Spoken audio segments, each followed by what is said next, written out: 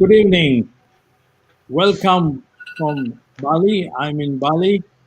Bali is known as the island of the gods, but I now discovered that Bali really is the island of humanity and the way the people live here. So, welcome everyone.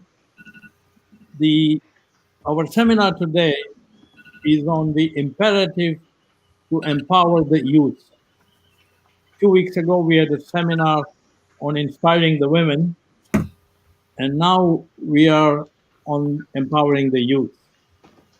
The youth of today, within 10 years, will be at the peak of their profession as decision makers.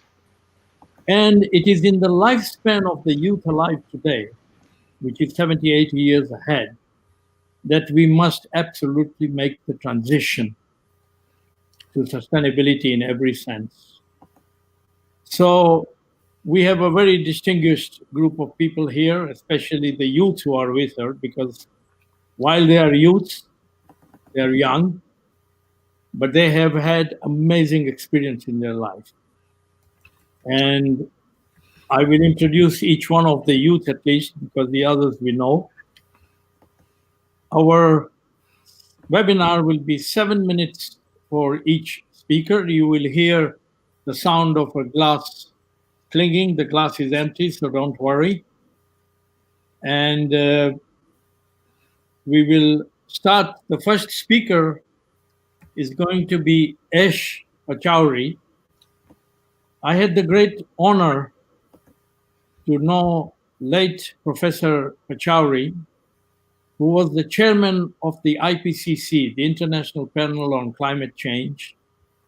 And during his tenure, the Nobel Prize was given to IPCC and Al Gore at the time. He was a very charismatic person. I had the opportunity to work with him at IASA and also in the IPCC group on agriculture. So Ash, he used to tell me about his son, his little son, he used to call him. So I know that you are already a PhD and you are well on the way. So Ash, you have the floor. Thank you. Thank you very much. Greetings, everyone. I'd like to start by conveying my deepest gratitude for this incredible opportunity to be together with you here during this important conversation. Thank you, Dr. Shah, all at Earth Odyssey, distinguished panelists and participants.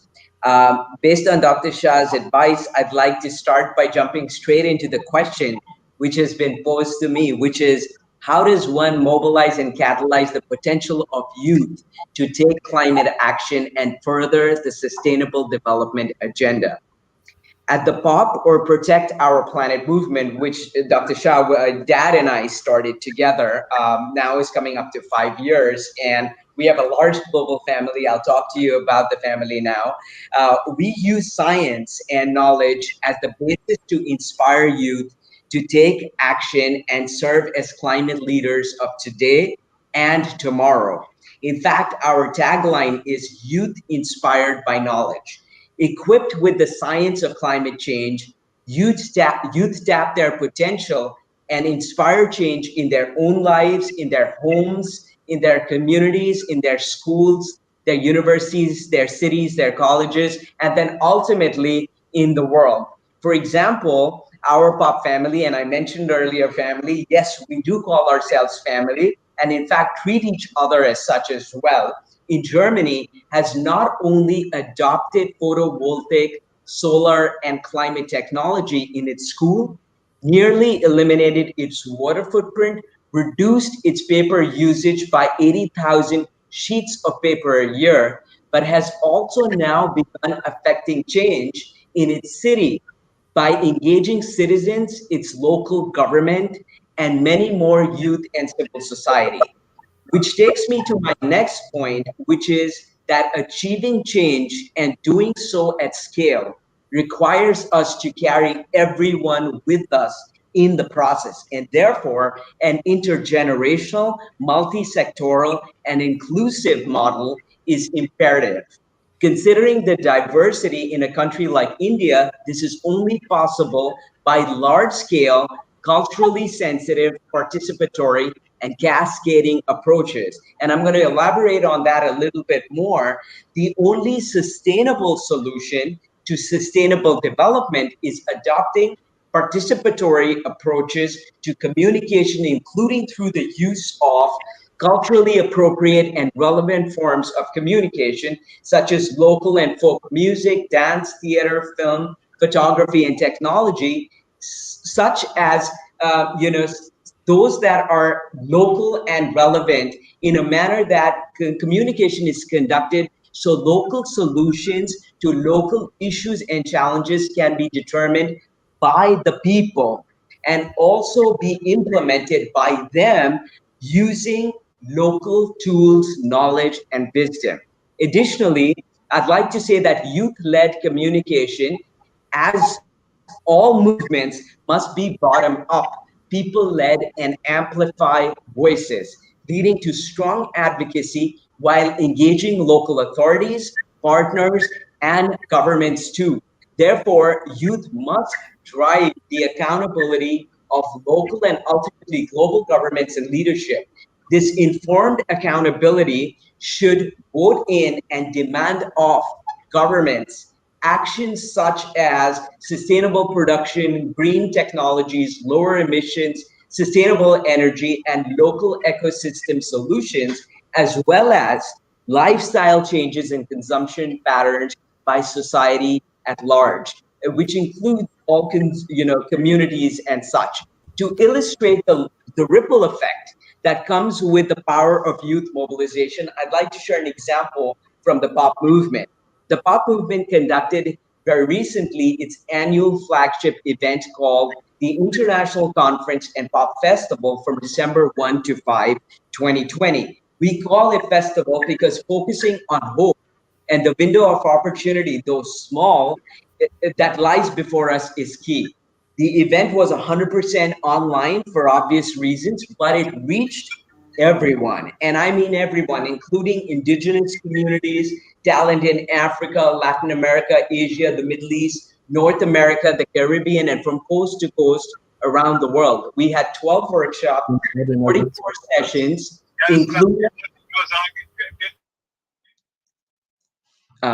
we had 12 workshops, 44 sessions, including those with music and dance from the remotest corners of the world, such as in Africa and Latin America, 75 countries, 78 global leaders and heads of states and governments, 60 partners, and over 500,000 youth. And we had people from Brisbane to Brazil leading workshops and sessions from artificial intelligence for sustainable development to the importance of mindful action and yoga to promote peace and sustainable development.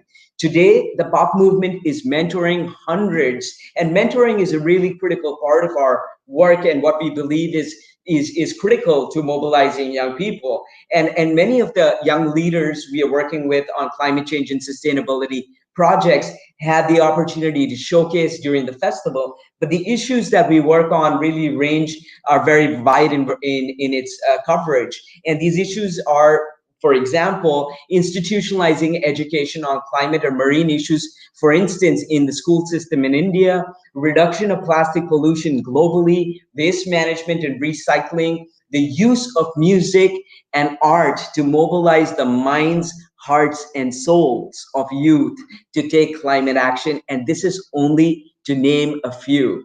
Finally, I want to say that the role of youth mobilization and youth collaboration with every generation lies at the heart of the solution.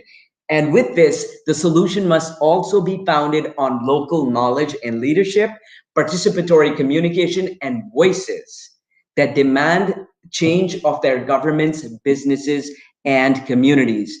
After all the moments that change the course of history is when people have gotten up, gotten together, and collectively raised their voices and demanded change. In the words of the great Mahatma Gandhi, and I quote, "A small body of determined spirits fired by the unquenchable faith in their mission can alter the course of history." Quotes closed. After all, today We have the largest young population historically ever to join forces to strengthen our resolve for a safe and sustainable future for generations to come. So, mobilizing youth to protect our planet will not only rewrite history, but pave the way to a harmonious and sustainable future for humans and all species. And I want to also highlight that if there is one thing that the pandemic has taught us, it is that human health and the health of all our species is inextricably linked. We cannot protect our planet while continuing with business as usual and stealing our future at the same time. I hope the new year will bring new resolve to protect our planet. Thank you very much. Thank you, Ash.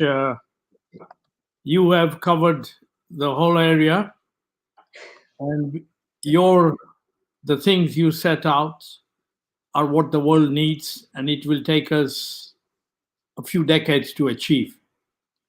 We need you to be a partner because we have a 3 year time horizon to 2022. And these 3 years, we need to build the foundation from which we can walk the next 7, 8 years. And within your lifetime, within your professional life, make it. I forgot to say something else before give the floor to Ash. I would like all the people who are present with us in the webinar. At the end, you will have an opportunity. During the webinar, please think about one campaign on one issue, single issue within climate change or within sustainability. We would like to hear from you, each one of you, what is the campaign, a global campaign that is critical? What issue would you pick? And Ash has already highlighted this grassroots movement, and it has, of course, to be integrated because all the parts are integrated. So thank you so much, Ash, and Thank you. we very much look forward to you being a part of the family. I It'd now be my go. honor. Thank you. I now go to Anna Hanhausen. Something that Ash didn't mention is what Anna is partly going to cover. I hope she is speaking on something that, I'm sorry, Ash, you didn't talk about 80% of this world, the surface of this world, which is the oceans. That's Anna, right. floor. Thank you so much. Yeah, and thank you for the invitation and the opportunity to be here with such amazing speakers. As Dr. Ash was mentioning, I'm also a part of the pop movement. I have been part of the family for over a year now, but I became a youth mentor just recently for the Pop Ocean Initiative. So I would like to start speaking a little bit more about the pop movement. So through the pop movement, what we do is that we empower the youth to become leaders for the crucial climate action and legislation that is needed at all levels, collaborating with people from across the globe and helping them connect with each other and share their experience and knowledge through both formal education and grassroots actions.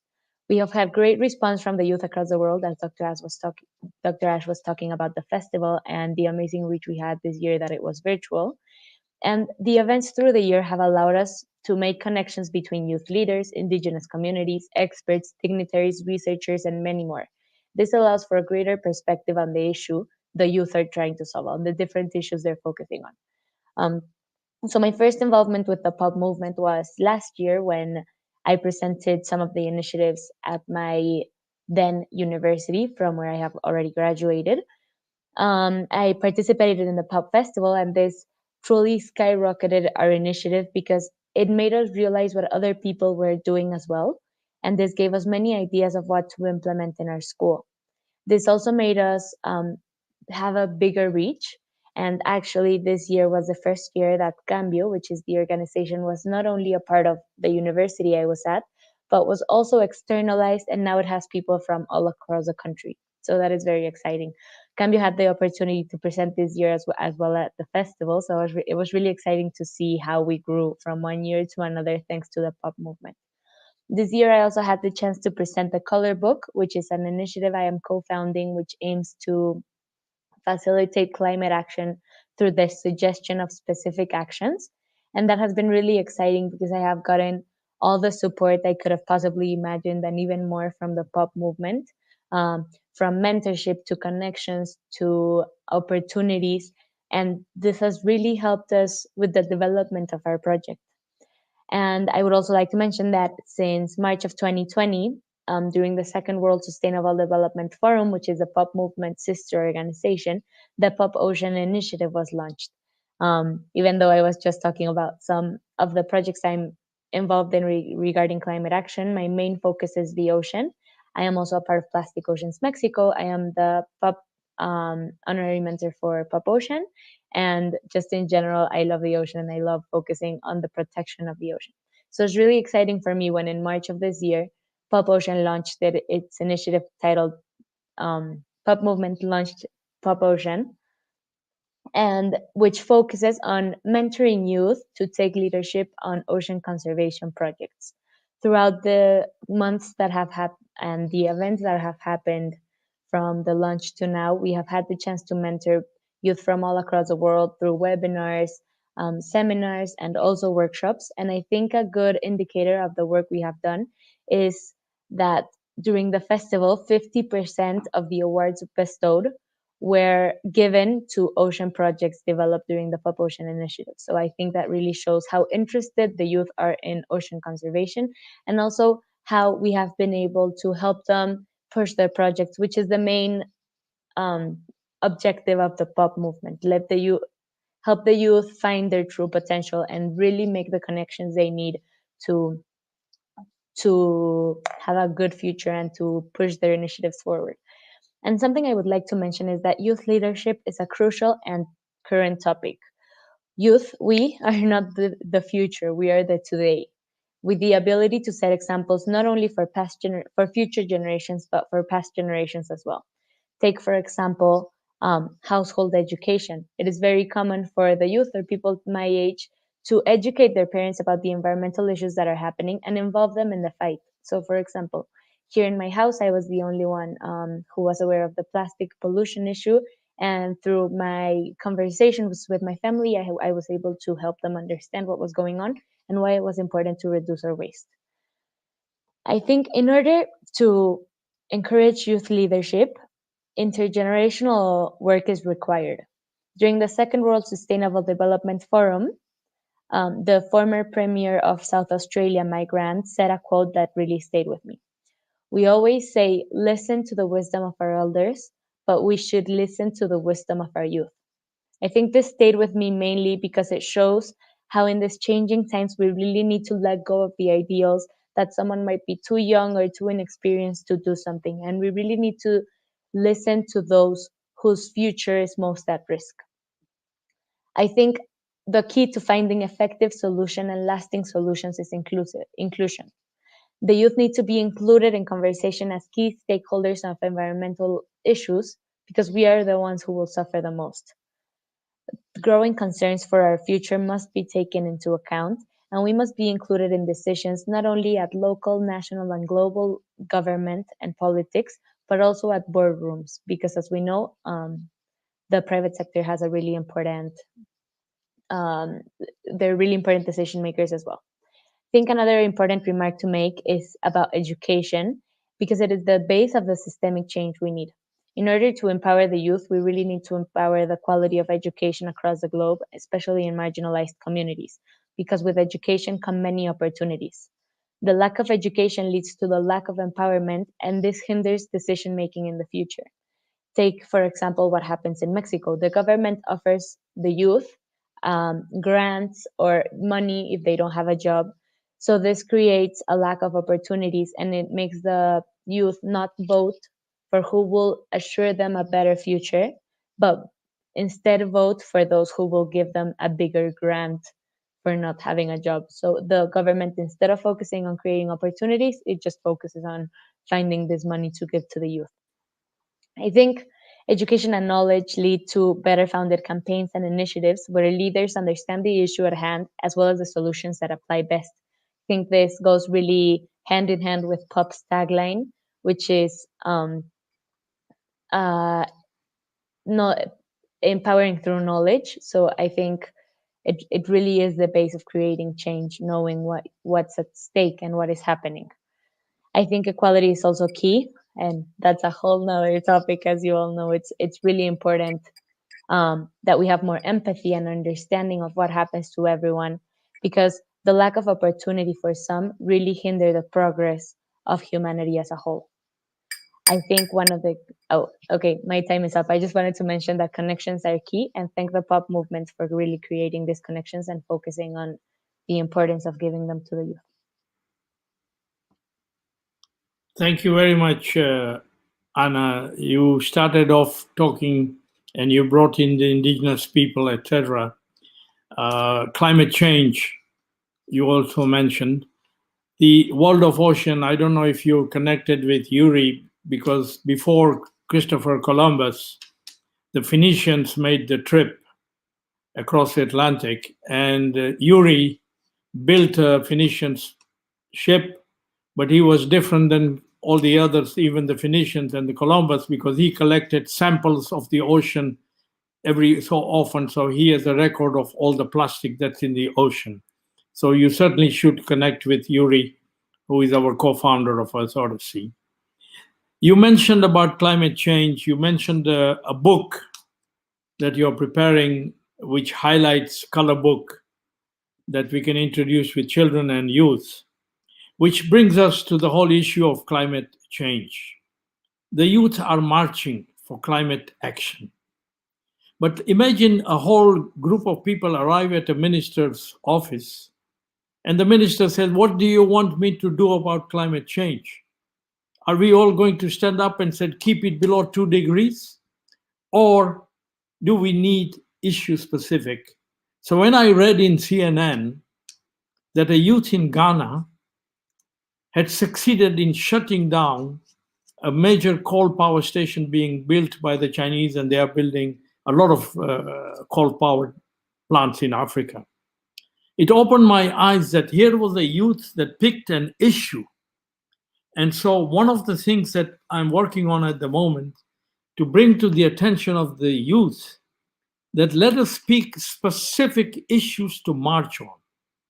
And then you can have a reaction from the government and from the public. Not en masse climate change, because that's a complex issue with 10, 20, 200 sources.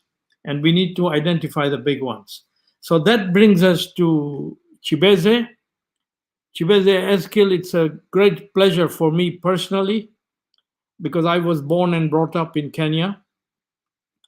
And you really have opened my eyes in terms of what you started as a young man, the governance and good governance environmental NGO, and how you handled this. And I know very well how difficult in West Africa, as in East Africa, things are to start and get through the bureaucracy. So really my heartfelt congratulations on what you have achieved. And I think you have set the tone, because the next big movement is coming out of Africa. And that's a continent that a lot of people don't know. And I spent 20 years of my life there, being born there. And I cry sometimes of the beauty. And I want to go back as often as I can. So Chibeze, you have the floor. Thank you very much, Dr. Shash, for this opportunity. And I want to say thank you to your team members at Earth Odyssey. And also to say hello to my fellow panelists, and a very good afternoon from Ghana to our cherished participants.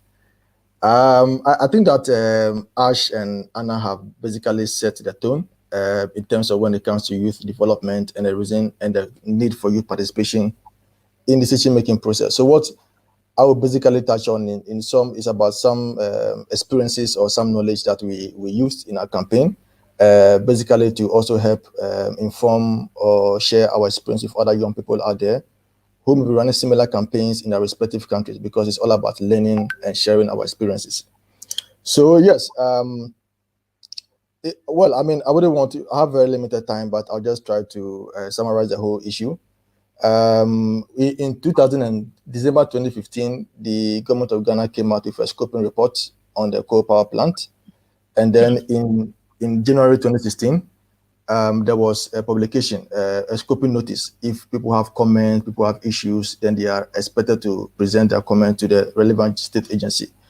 So that actually ignited our campaign in terms of looking at the consequences of coal that it will bring to us, particularly when our government has, virtually signed the Paris Climate Agreement, in Paris. So we're wondering why they should go the way of coal. So that actually informed our campaign. And it was basically young people who masterminded the campaign, who planned and did our own research, did our own investigation, did our own analysis, and then we mounted a very severe campaign. So one of the things we did was that here was a case that Ghana was then in a very severe power crisis.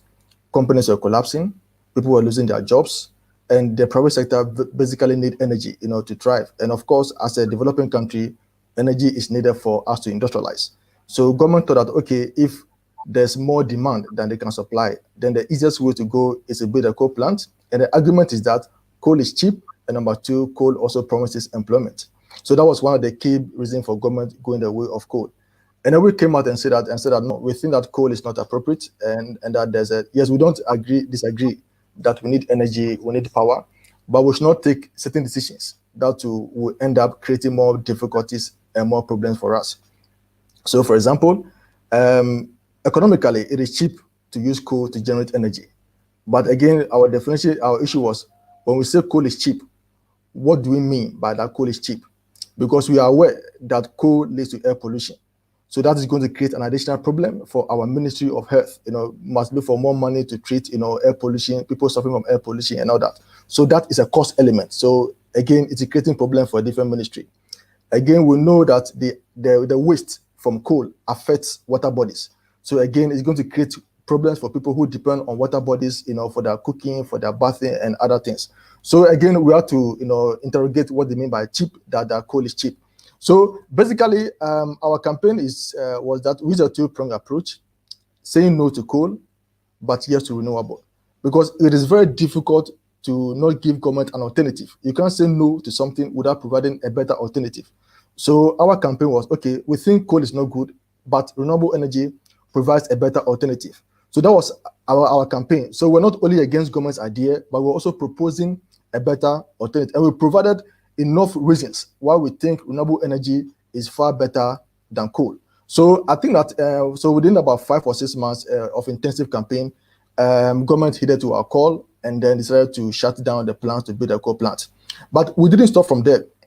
We also have to prove that indeed young people have what it takes to bring climate solutions. So we're not only shouting renewable energy. Ever since government stopped the plan to build a coal plant, since 2016 to now, we again mounted a severe campaign to create more awareness on renewable energy, because we believe that, one, the public must be aware about renewable energy, the benefits of renewable energy to trigger demand. Once there's demand for renewable energy, it becomes an incentive for government and the private sector to invest into renewable energy. So that was our contribution, to the call for renewable energy. So we're not sitting idle, but this was a campaign that was being fronted and led by young people. So again, it shows that young people have what it takes to contribute to the fight against climate change. Beyond that, one of the things we also did, in fact, it was just last year, 2019, that, okay, let us take it a step further. In Ghana, we have, in Kenya, Dr. Shah, you mentioned that you've been in Kenya, they call it counties. But in Ghana, we call it district assemblies, the local assemblies, that's the government structure. So our development agenda is supposed to be, bottom-up approach. The local agencies must trigger the development agenda at the local level. So as a youth group, one of the things we also did was that we selected 5 local government assemblies as a pilot study, primarily to help them mainstream or inculcate renewable energy into their respective medium-term development plan. Again, this was an approach that was led by young people. So we engaged government agencies that how can they adopt renewable energy into their plans. So in so doing, we are helping them to, one, consciously include renewable energy into their plans, and then once they upscale it, it will also contribute to achieving our national agenda. So again, this is an effort being led by young people. Again, the government of Ghana has won readiness funding from the Green Climate Fund to develop our national adaptation plan for the next 2 or 3 years. Again, we made a point to government that, okay, as a youth, we need a role to play. We want to influence policy. You know, we have some knowledge, we have some experience, so we must have a role to play. It is not enough to shout, you know, by the roadside and march on the street. We want to be at the decision-making table. So I'm happy to announce that the government has formed a 5 working group, cross-sectoral working group, and all the 5 sectoral working group have youth provision or youth representation. So once we kickstart the process this year, young people are going to participate in designing our national adaptation plan. Last but not the least, the government of Ghana is also in the process of revising our nationally determined contributions, which is one of the provisions in the Paris Climate Agreement. So, and the government of Ghana is hoping to do that by next year, by the end of the first quarter of next year. We are hoping to revise our nationally determined contributions. Again, as a youth group or youth-led organization, we have also made inroads. We have written to the state agency, and we are also being now involved in those processes. So what we are doing is that at any given level or at any given stage, we want to ensure that we have a role to play and that whatever decisions are being taken are not being taken on behalf of young people, but with young people, because the future belongs to young people. And therefore, we also have a stake, in whatever choices that are being made on behalf of young people. And then finally, to conclude on my, one experience I had is that it is one thing to demand for space in the decision-making process as a youth group or youth-led organization. It's also a different thing to take initiative as young people to influence the decision-making process. So one of the things we did was we, on our own, started issuing policy briefs, position paper, articles as a way to influence policies. So in that regard, it gives government hope that, okay, we have a youth group who are being proactive, who have certain experience, who have certain knowledge, so let's bring them to the table. So I think that even though we cry for youth participation, the youth themselves must also demonstrate that they have what it takes to be brought to the table. And when they do that, government has no reason but to bring them to the table. So I will pause here, and then, if there are any more questions, in the interest of time, we'll take it from here. Thank you very much. Thank you. Thank you, Chibeze. Can I ask you a personal question? Which year did you graduate? In 2010. 2010. So in 10 years, yes, the way you're speaking is a total mastery of the issues that are on the ground. In 2017, IUCN and Greenpeace started a movement to phase out coal. That was 4 years ago, 3 years ago. In fact, it's 4 years when you count 17. 5 countries, France, Germany, Canada, these countries have committed to phase out coal. The rest of the world, where most of the coal is used, is doing nothing. And I think the lesson from what you did and the way CNN reported, and I wrote an article on LinkedIn on you, I don't know if you've seen it, but we need to build on your campaign. And at Earth Odyssey, we have already briefly discussed this. We would like the youth to do a global campaign, climate action, phase out coal. Climate action, phase out coal. And not wait till 2100, which is the target of all the others. We don't have 2100 on our horizon. It must be by, why not do something for 2030 to phase out 30%? And by 2060, align with the Chinese, and maybe we go to zero carbon. So I think it is worth building on your campaign. I know you are into renewables, and remember, Africa has more sun than almost all other parts of the world. And now we have batteries, so you can store it and cook at night and study all night as you wish.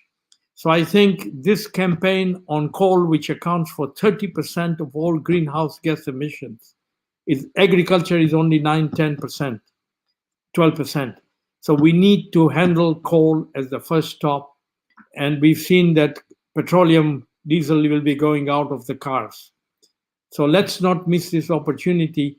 And we would like to sit down with you and discuss the possibility that by 2022, which is the 30th anniversary of Rio, can Yeah. we not make this movement and take it on the road? So thank you, Chibeze. It's a great honor to have you, and you are the really, really appreciate. We've got Ukpeme with us, the ambassador for peace, lawyer who has been with us, and the continent of Africa is big with its large number of nations.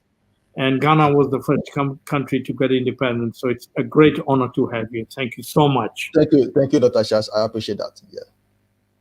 The next speaker needs no introduction because I've watched her last 6 weeks. I go to the United Nations conference out of Geneva. And who is there? Kehkashan. I pick up a copy of the latest Forbes magazine. Who is there? Kehkashan. And we've been honored with Kehkashan the previous 4 weeks as she has participated in our webinars.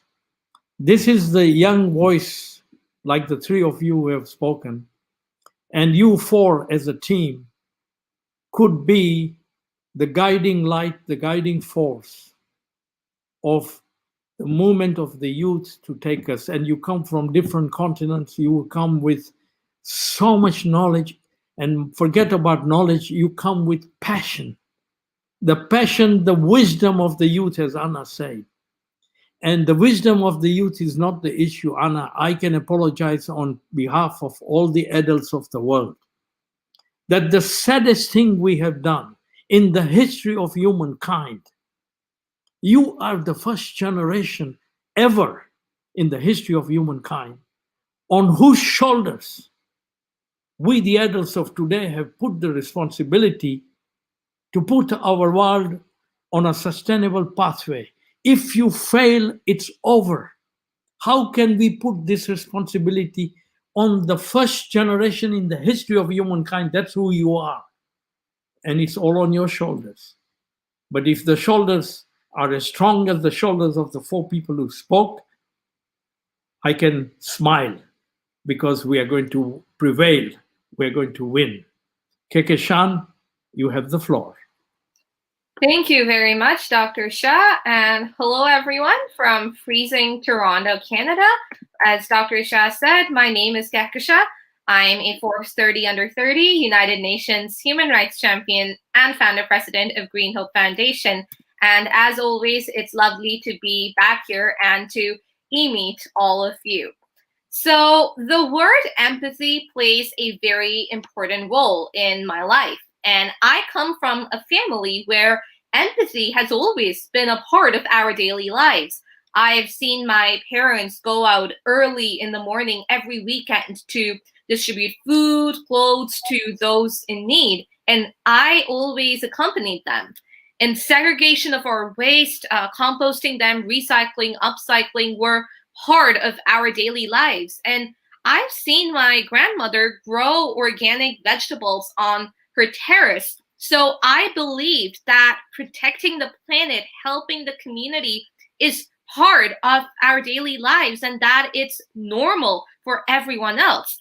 But at the age of 7, I saw the image of a dead bird with its belly full of plastic, which gave me sleepless nights because I knew that there was something extremely wrong with this picture and I could not stop thinking about the agony the bird must have gone through before it died. And I knew that this was not normal and I had to do something about it.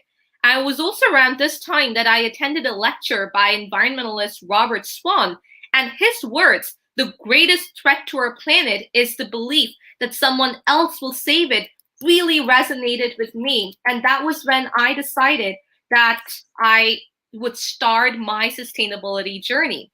And it was also when I realized that what I thought of as normal, that's protecting the planet and helping others, was not normal for everyone else. So I decided to make this a part of everyone's lives. And hence, I planted my first tree on my 8th birthday, which is also World Environment Day, 5th June.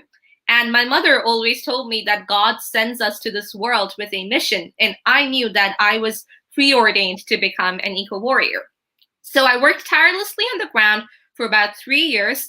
When I was 11, the UN somehow caught hold of the work I was doing, and I spoke at my first UN conference. And when I was 12, I was the youngest speaker and youngest to address a press conference at Rio Plus 20. And out of the 50,000 delegates, I was a 12-year-old, one of the only 5 under 18s present there. And that was when I realized that there is a tremendous lack of inclusivity of children and youth in the sustainable development process, which was when I came home and started Green Hope Foundation when I was 12. And today, Green Hope Foundation has an outreach to 25 countries with over 130,000 young people using education for sustainable development as a transformative tool through formal and non-formal methods of communication, so that we are able to provide the skill sets to think and act for a sustainable world. And now with COVID-19, that's really changed the dynamics of our lives. We know of no event in our living memory that's impacted all of humanity in this manner, from the islands of Fiji to Manhattan. And like with any other disaster, its impact has been severely disproportionate on those who were already vulnerable and marginalized. And amongst these, foremost being children, girls, and young people from the global south, from indigenous communities and immigrants. And what makes this situation even more unnerving is the absence of data, that coherent data. And we've been working deeply with these vulnerable people for the last 8 years. And because of this absence of data, the responses can be really difficult to take. And working on the ground for so many years, Green Hope, we know their struggles and adversities from our grassroots interactions, where there are stories of inhuman misery and deprivation that we've encountered in Kutupalong, the world's largest refugee camp, or in no man's land along the Syria-Lebanon border that even today has hundreds of new refugees fleeing death and destruction in their homeland. And amongst them, a majority are children and youth. And their images do not make it to the mainstream media that's more interested in glorifying protesters and strikers on 2nd Avenue. And to cite a few more examples from our work, Green Hope has been working with young people in Liberia. And in Liberia itself, 65% of its population comprises of young people. The youth unemployment rate is 85%. And 48.34% of the total population live in rural areas. So in the villages of Liberia, where we're working firsthand, there is no electricity. So how do you expect these youth to study at night? And this accelerates their descent into drugs and crime, because there is a limit beyond which you can study under street lamps or kerosene lamps. So the word empowerment has different connotations in different parts of the world. And in the global south, to empower the youth, we need to give them food, water, clothing, shelter, safe spaces, and access to education. And only then will you have true empowerment. In Bangladesh, we've seen the same problem. We've seen firsthand young boys and girls whose feet are full of diseases because of the dirty water that they bathe in. Their teeth have been eaten away by the pollutants in the dirty water that they drink.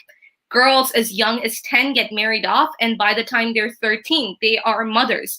And we've seen this in all of the vulnerable communities, from the Syrian refugee camp to the Rohingya refugee camp to the villages of Bangladesh and Liberia and India. And these are the examples I'm citing because I work there personally. So again, the question remains, what does empowerment mean to them? And what we also need to ensure is that we as young people support one another. There are several international processes where children and younger youth are harassed tremendously by older youth. And I myself have been a victim of this harassment. So if we want a seat at the table, we have to be united in our mission. And recently I was invited to speak at a conference, ironically organized by young people, where the 2 categories of speakers were world-class speakers and student speakers.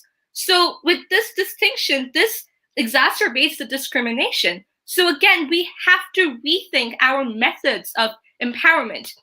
And now global extreme poverty is expected to rise in 2020 for the first time in over 20 years as the disruption of the pandemic compounds the forces of conflict and climate change, which were already slowing poverty reduction progress. So now what can we do to regroup? One thing's for certain, we cannot repeat the mistakes of the past, nor can we repeat the same mechanisms, because if we are to achieve different results, we must do things differently. And we cannot just empower youth by talking about it.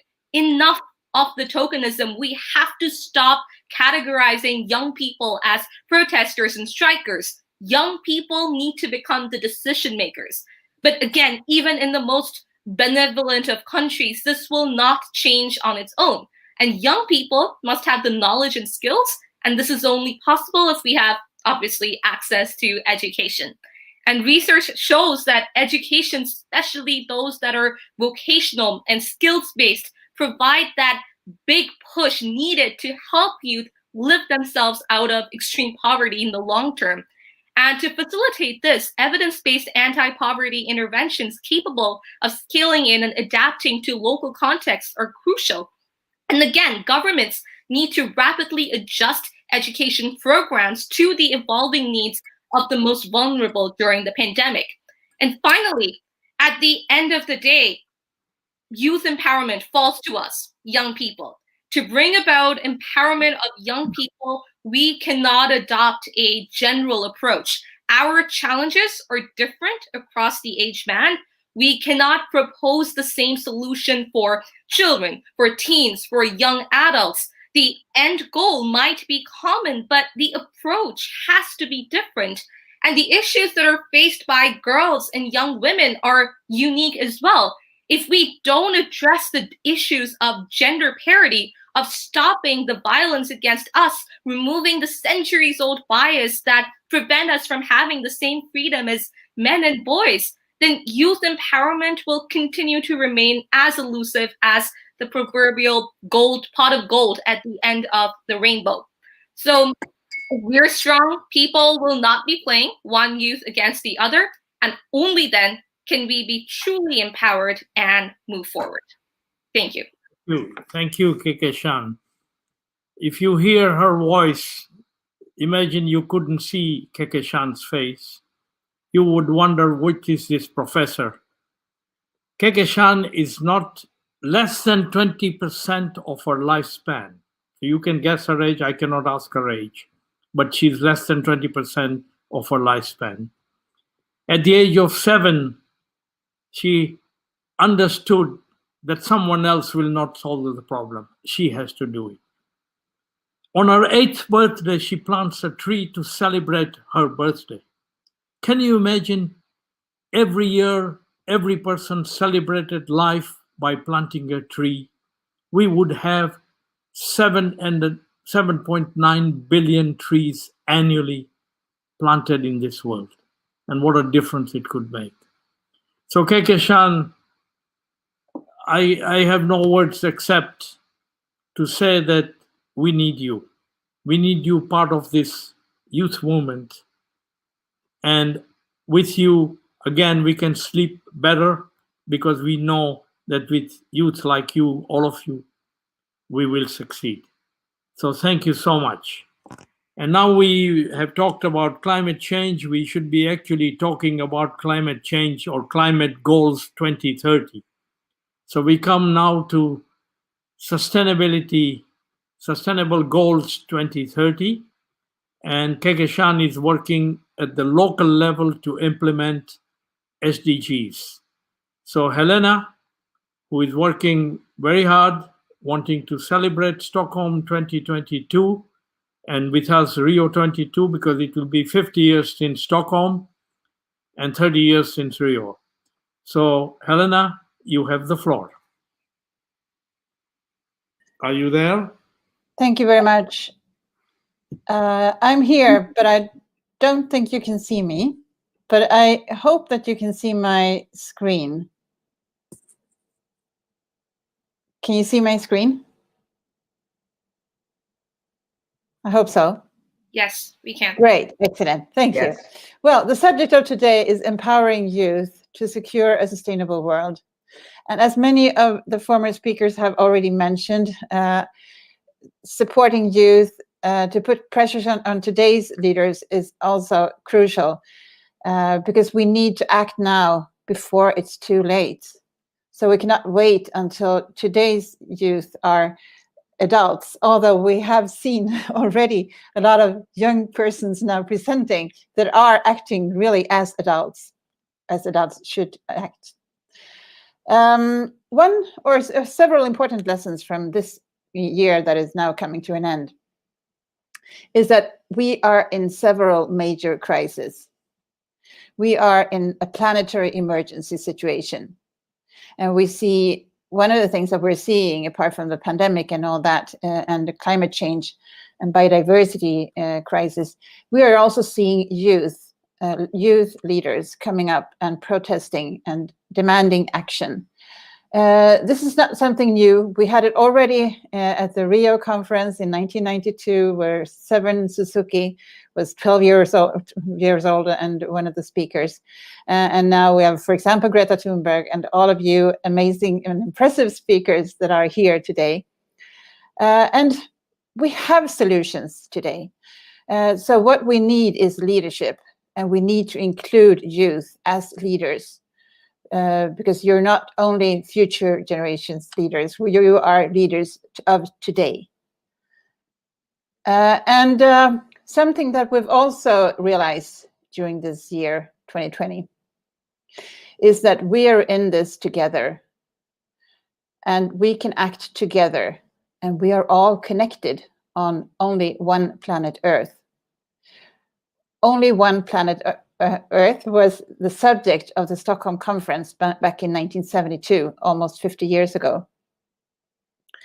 And that's something that I realized in 2014 when I started the 2022 Initiative Foundation. And what we proposed in a few years ago, or last year actually, a year and a half ago, to the Swedish government, was that we should have a Stockholm plus 50 conference, but not only a conference in Stockholm, but conferences around the world that are connected digitally. Now, that would not only decrease the CO2 emissions from traveling and increase engagement, it would also be pandemic proof. And now, during 2020, we've seen that we can actually connect digitally on a global scale. And we're also preparing for something that we call sustainability games, a competition, or not competition, but games in best for the world, where everyone would be a winner. And I would love to get in touch with all of you others to develop those games during 2021. And as I mentioned, in 1972, we had the first UN conference on sustainable development in Stockholm, where I'm based. In 2022, it will be 50 years since that conference. And there were a few things that were important with that conference, apart from that it was the first UN conference on sustainability. It was also the first time that NGOs and civil society organizations were allowed to address member states in plenary sessions. And it was also, the Stockholm conference was started the 5th of June, and that is the reason why the Environmental Day, International Environment Day, is 5th of June since then. And UN Environment Program was formed. So, and since 2015, finally, we have a plan. We have the 2030 Agenda with the Sustainable Development Goals, and we have the Paris Agreement. So we know where we want to be in 2030 and beyond. Now, it will soon be less than 10 years to transform the future of humanity on planet Earth. And it's not that difficult for today's leaders to agree on these long-term goals. But what is difficult is to get action now with long-term goals. So to reach the SDGs by 2030, we need to include milestones. And by 2022, it will not only be the 50-year anniversary since the Stockholm conference, 30 years since the Rio conference, and 50 years since the formation of UNEP. It will also be about halfway to 2030 since the climate agreement and the 2030 agenda. And if all nations are supposed to reach the goals by 2030, countries like Sweden should reach the goals earlier. And why not in 2026 and help others to reach them later on? And one thing that something that we're campaigning for is to set milestones. Because what we do during the coming 2 years is crucial for the future generations' survival on this planet. So we're campaigning, and that is something that youth could do also. Please join us in campaigning for setting targets for 2022, when we should be halfway in the 2030 agenda. And to a large extent, thanks to our efforts within the 2022 initiative, last year, the Swedish government proposed a UN conference in Stockholm in 2022. And one of the main focus areas will be youth, the leaders of tomorrow, and sometimes the leaders of today as well, because you need to be included, and you are already. And another focus area would be sustainable consumption and production and nature-based solutions. And SDG number 12 is definitely connected to basically all the other SDGs. And this is something that came out in 2019. And if we look at the first and the last one, education and digital development are crucial to get the SDGs done. And we're using a compass to understand and simplify what the Sustainable Development Goals are about. Instead of north, east, south, west, you have nature, education, economy, sustainable societies, and well-being. And when you use this compass, it's easier to see what the SDGs are about. You can see that the ones that are related to nature are the basis for our survival. The ones that are related to education, economy, innovation, and lifestyle can be seen as tools for creating sustainable societies, the well-being of individuals, and for solving the damage that we've done to nature. And then the partnership goal is crucial and key in the middle. We're now developing tools for a tool for navigation, engagement, and action. And prototype will be developed or launched in 2021. And there are other initiatives and campaign for concrete action and impact. One is Stop Ecocide, a law. And another one is a fossil fuel non-proliferation treaty, similar to the one that we have on nuclear weapons.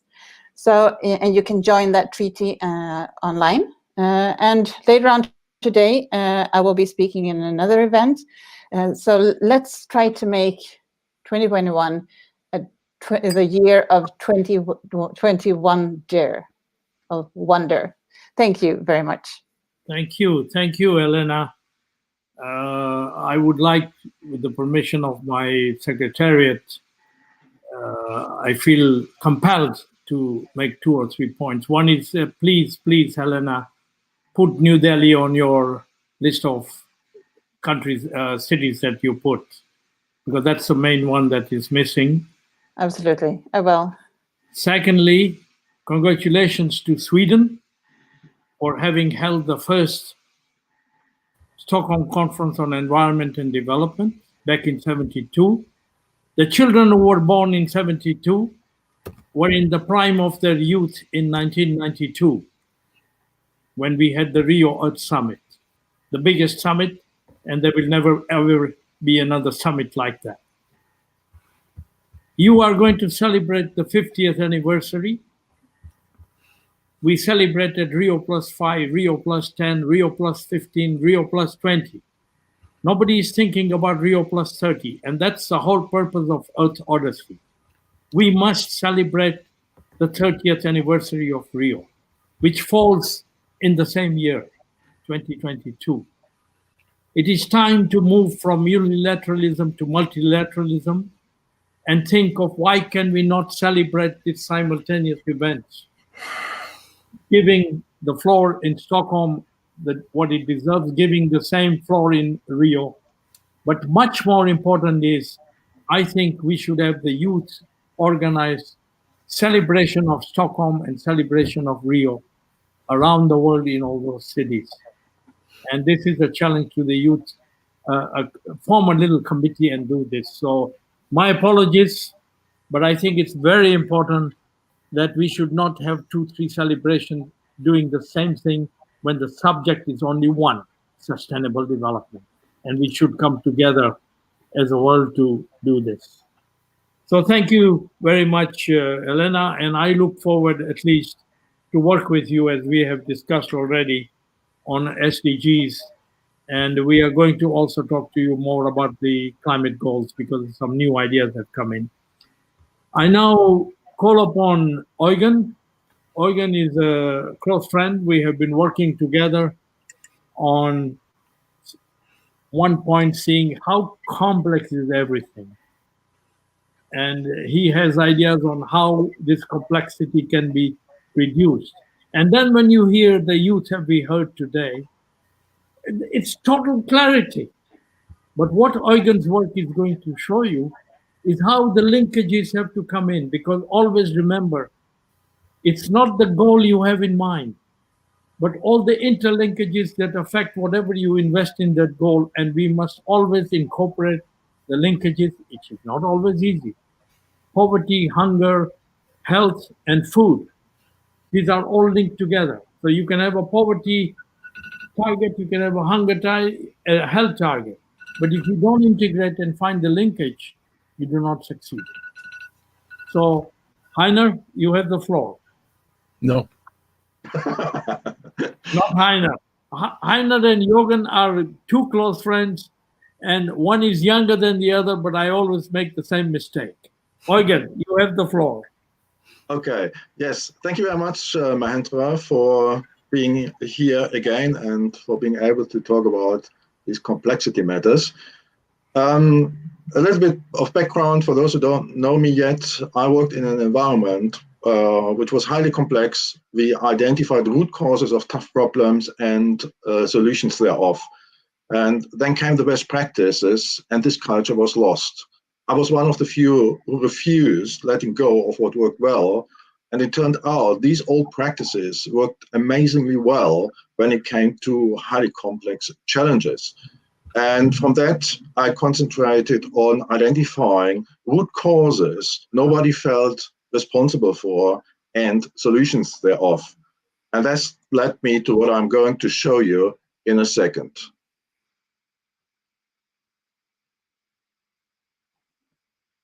So I'm going to share now. Yeah, I should be able to see my screen.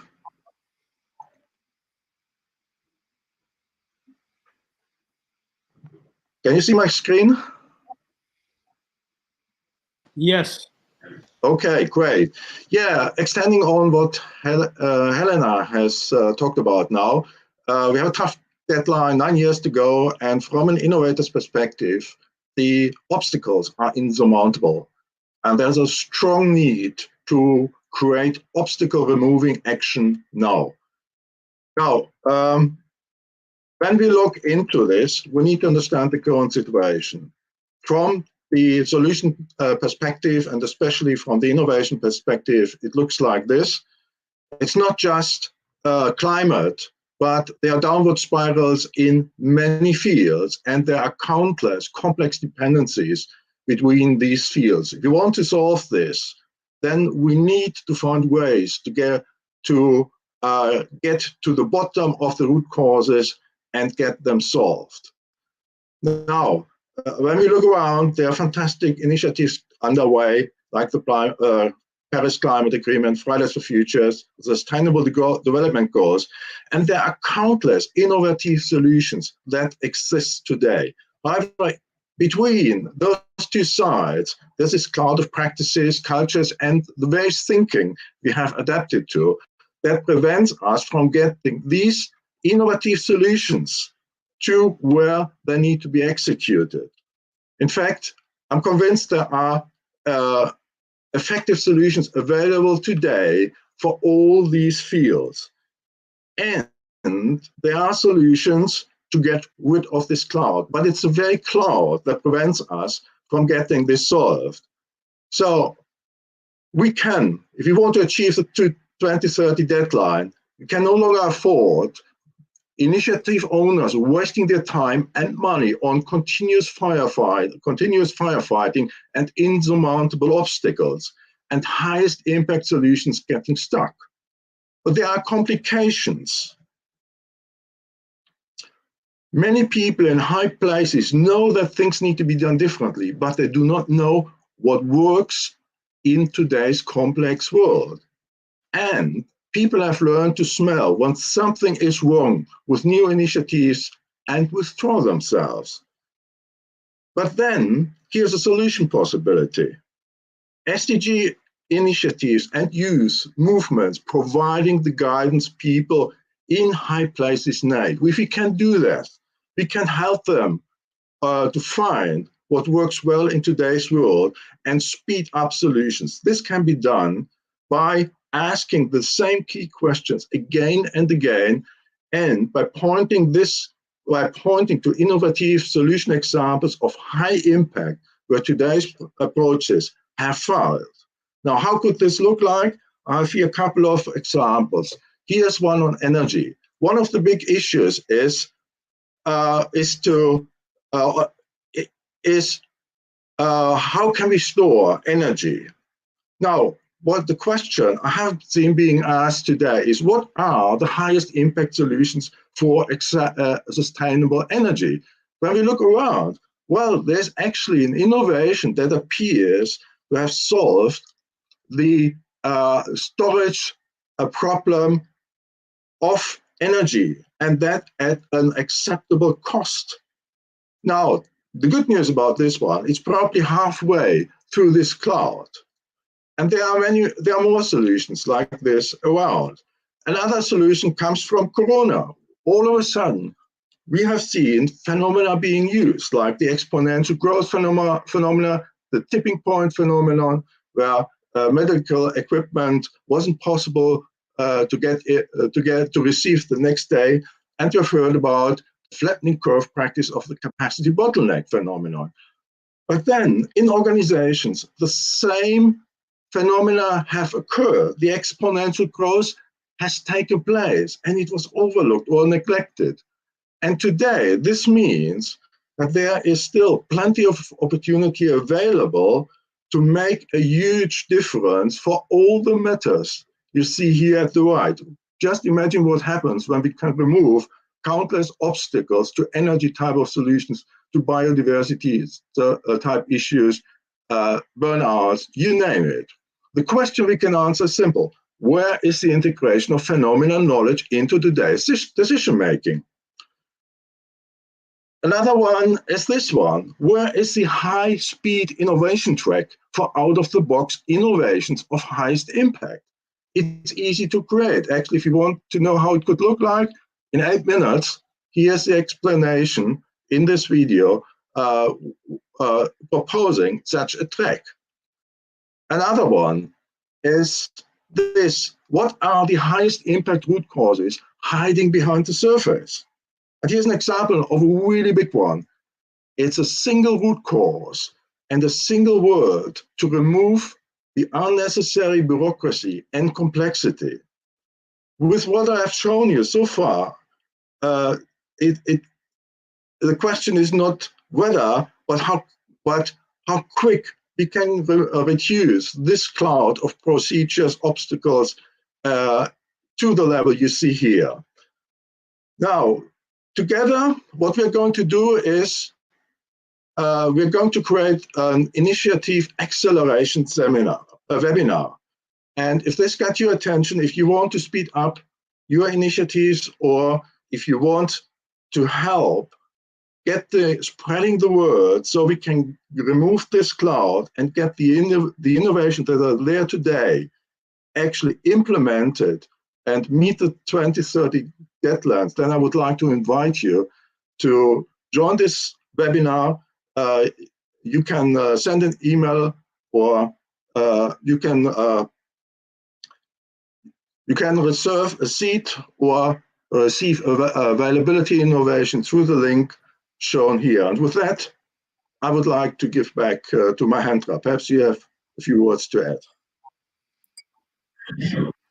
Thank you. Thank you very much, Eugen. I think it would be wonderful, Eugen, with your permission, please talk to Yuri, and we would like to share these slides with the participants today, especially the youth. The science of complexity Eugen, you and I have discussed, and we discussed with the Earth Odyssey Secretariat, and we are happy to host this whole issue of complexity. And the title of that webinar, which I have not discussed with you, but the title would be wonderful to call it The Science of Complexity and the Simplicity of Solutions. So I like that.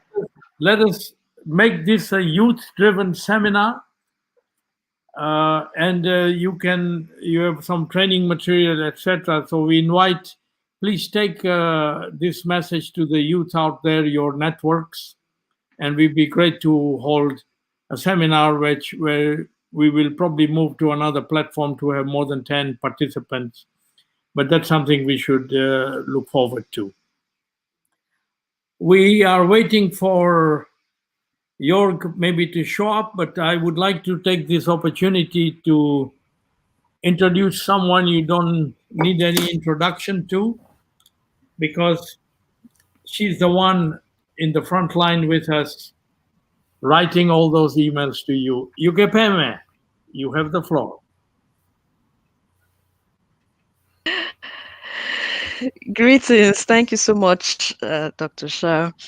My name is Ukpeme, and I am an ambassador for peace. Let me begin with excerpts from the song The Youth of Today by Musical Youth. The youth of today has got lots to say.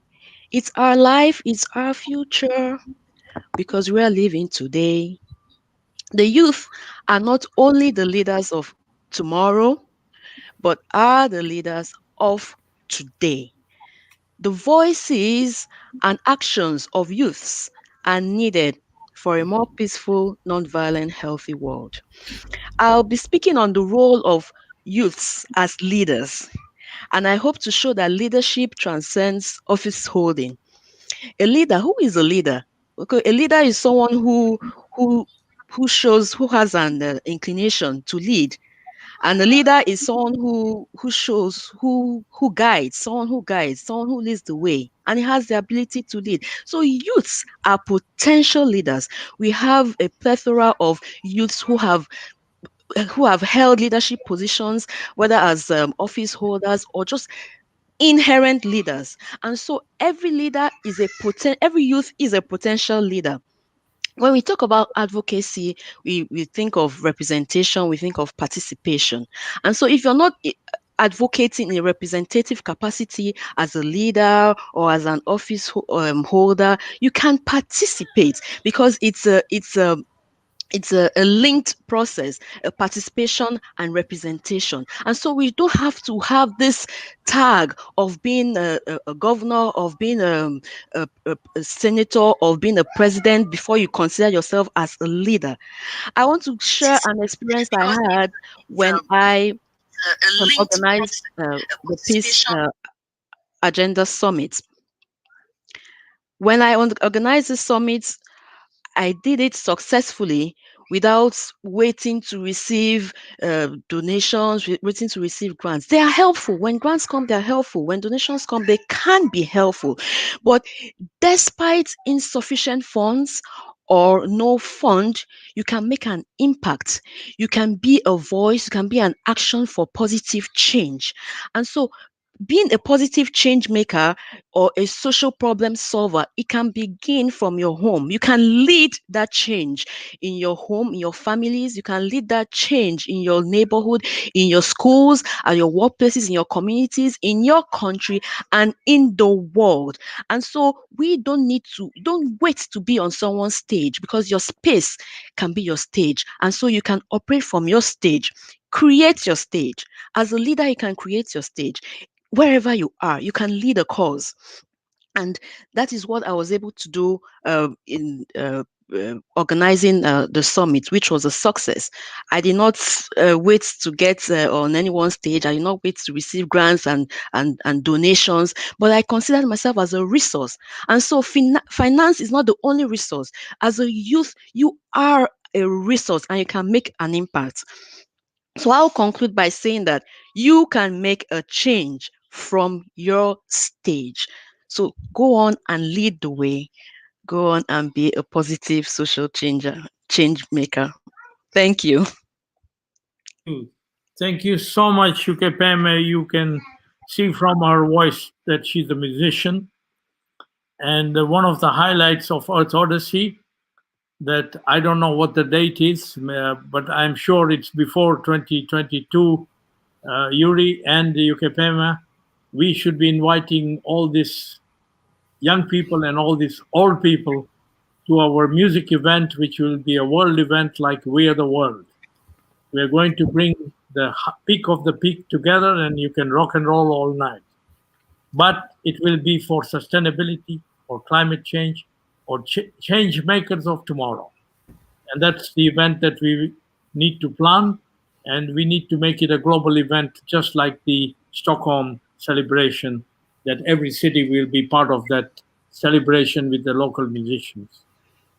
Heiner, before I give you the floor, we will wait a moment for Jörg, but maybe this is the time for us, for all of you to say what is that one issue that you pick where we start a global campaign. Maybe I just enter that Jörg is waiting, and if you, Yuri would let him in and drop someone out, like who is not there, like Helena, we can continue. And then also Jörg can give his motto. If Helena is out, then please bring Jörg in. Okay, I'm here, but I would just like to say goodbye. Thank you very much for having me. And Sorry, I'd like to keep in touch. Your picture wasn't there, but you are here. One I'm of here, us can yeah. drop out for a few No, No, can you drop see, out. Jörg fine. also interviewed the father of Pachauri, so it would be Yeah. very nice that he sees him and All right. we connect the dots. Can I just have a moment? Ash, you want to say something? I was going to say that I'm happy to step away if it's going to allow, our next speaker to come in, sir.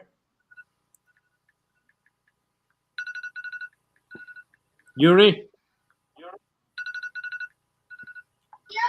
I'll step away. I'll leave. But don't go away. In 5 or 7 minutes, you can be back. All right. Okay. All right. Yuri, please take control. Okay. Okay. Hanhausen, can you please ask him to... He tried many times. I told him, and he always said the room is full. Yeah, now I have one place, because Ukpeme just volunteered to leave for a few moments, so he can try again. Well, why don't I continue? And then we have the summary of the missions. In the end, everybody together. Okay, but assuming Jörg is coming in. I don't see him yet. All right. Yeah. It's fine. It's happening. Hello. Well, hello. You have the floor, Jörg. Since you've been waiting so long, we give it is me. We give you immediately the floor. No, I think it was me first. Oh, yes. I'm sorry. Age before beauty. Go ahead. Can you see the slides? Yes. And is it the full screen, or is it just a part of the screen? We can only see the topics. There's 3 files there. It's your window explorer or something. No, it looks like it's the wrong file I opened.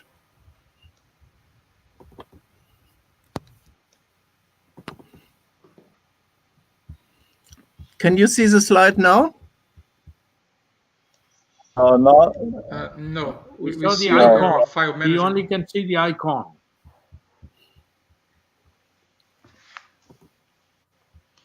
Strange. Okay, then let Jörg go. Jörg, take over, please. Okay. So, thank you for having me there. And so No, you are not sharing them. Go ahead, York. You have the floor. Yeah. So the reason why I'm here is Heiner, please.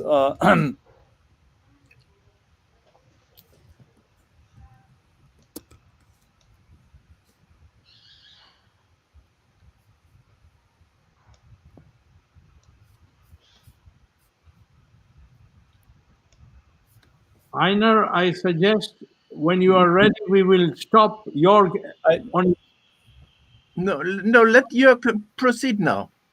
Proceed, York, please. Oh. I can hear myself talking without doing it, so it was a kind of replay. Anyway, so now I'm here, and I'm here for a good reason. I think I know many of you already.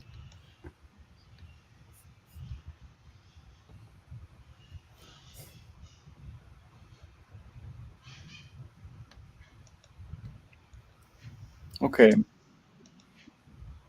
Yeah, Jürgen, you can go on. Yeah. Go ahead, York, please. Yeah, this is a replay. I listened.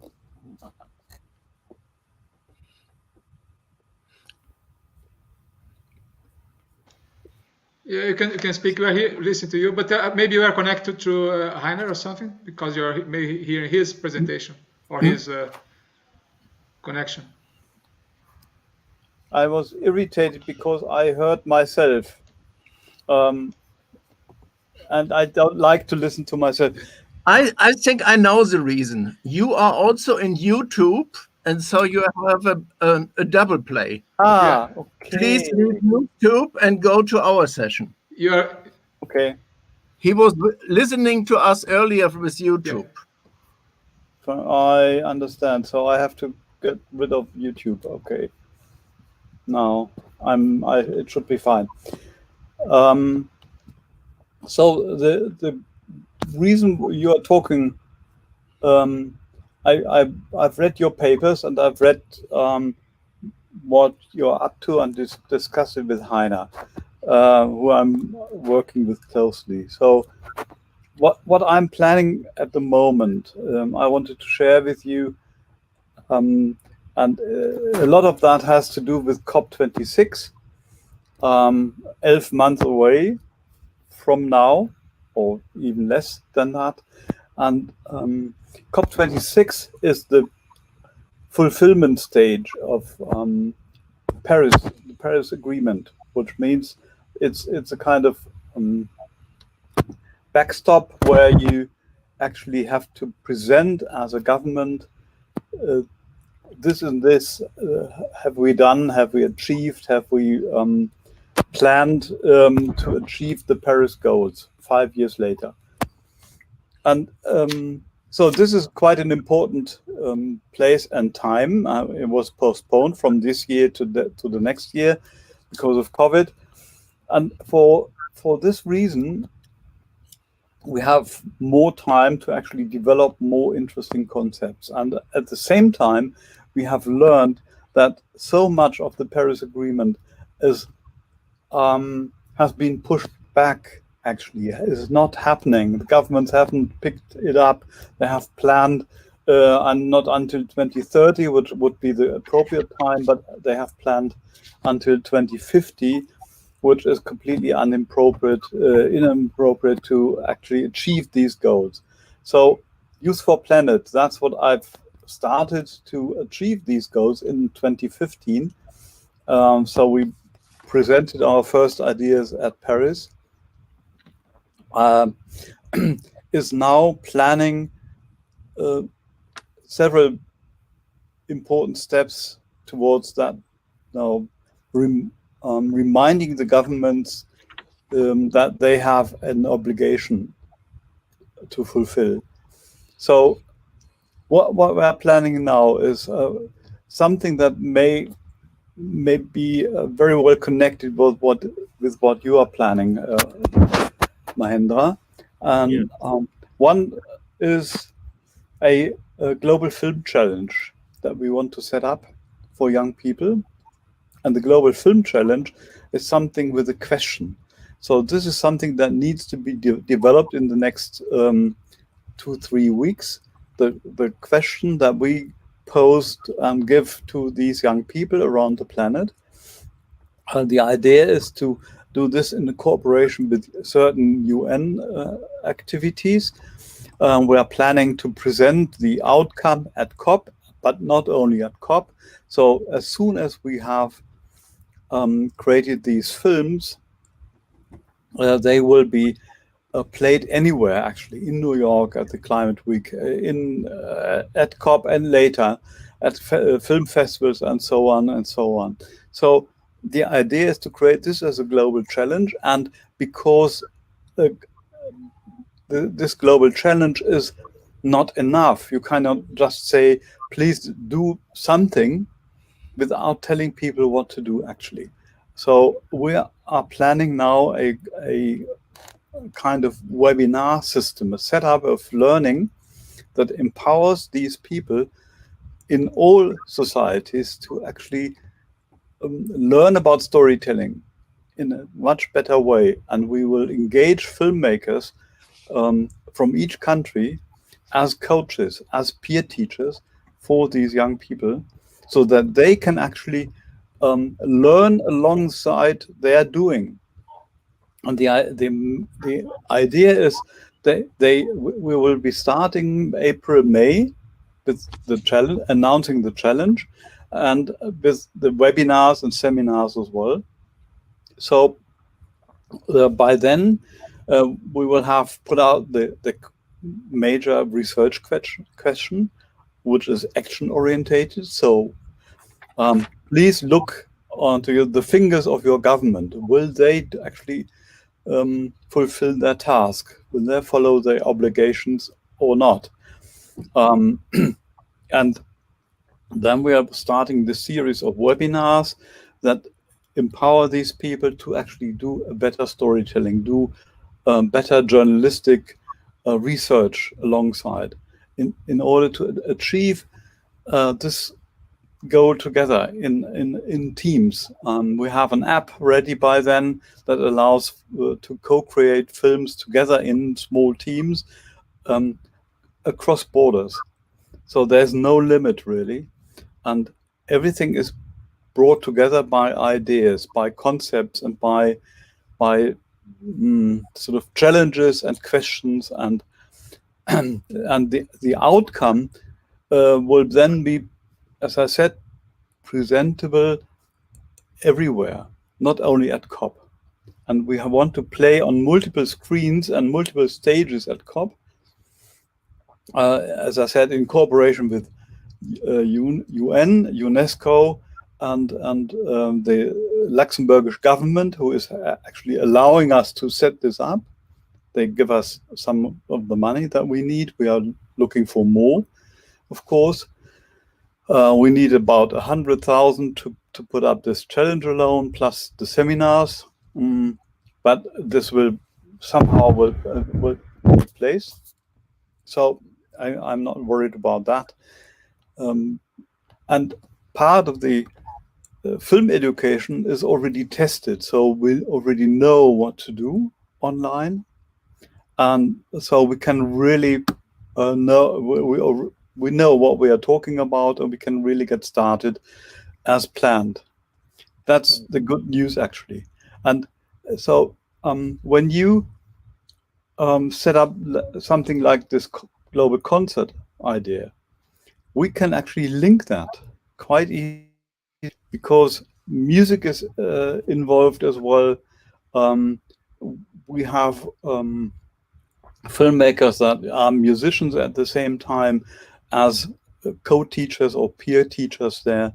So this is ready to become something bigger by building networks across the planet, actually.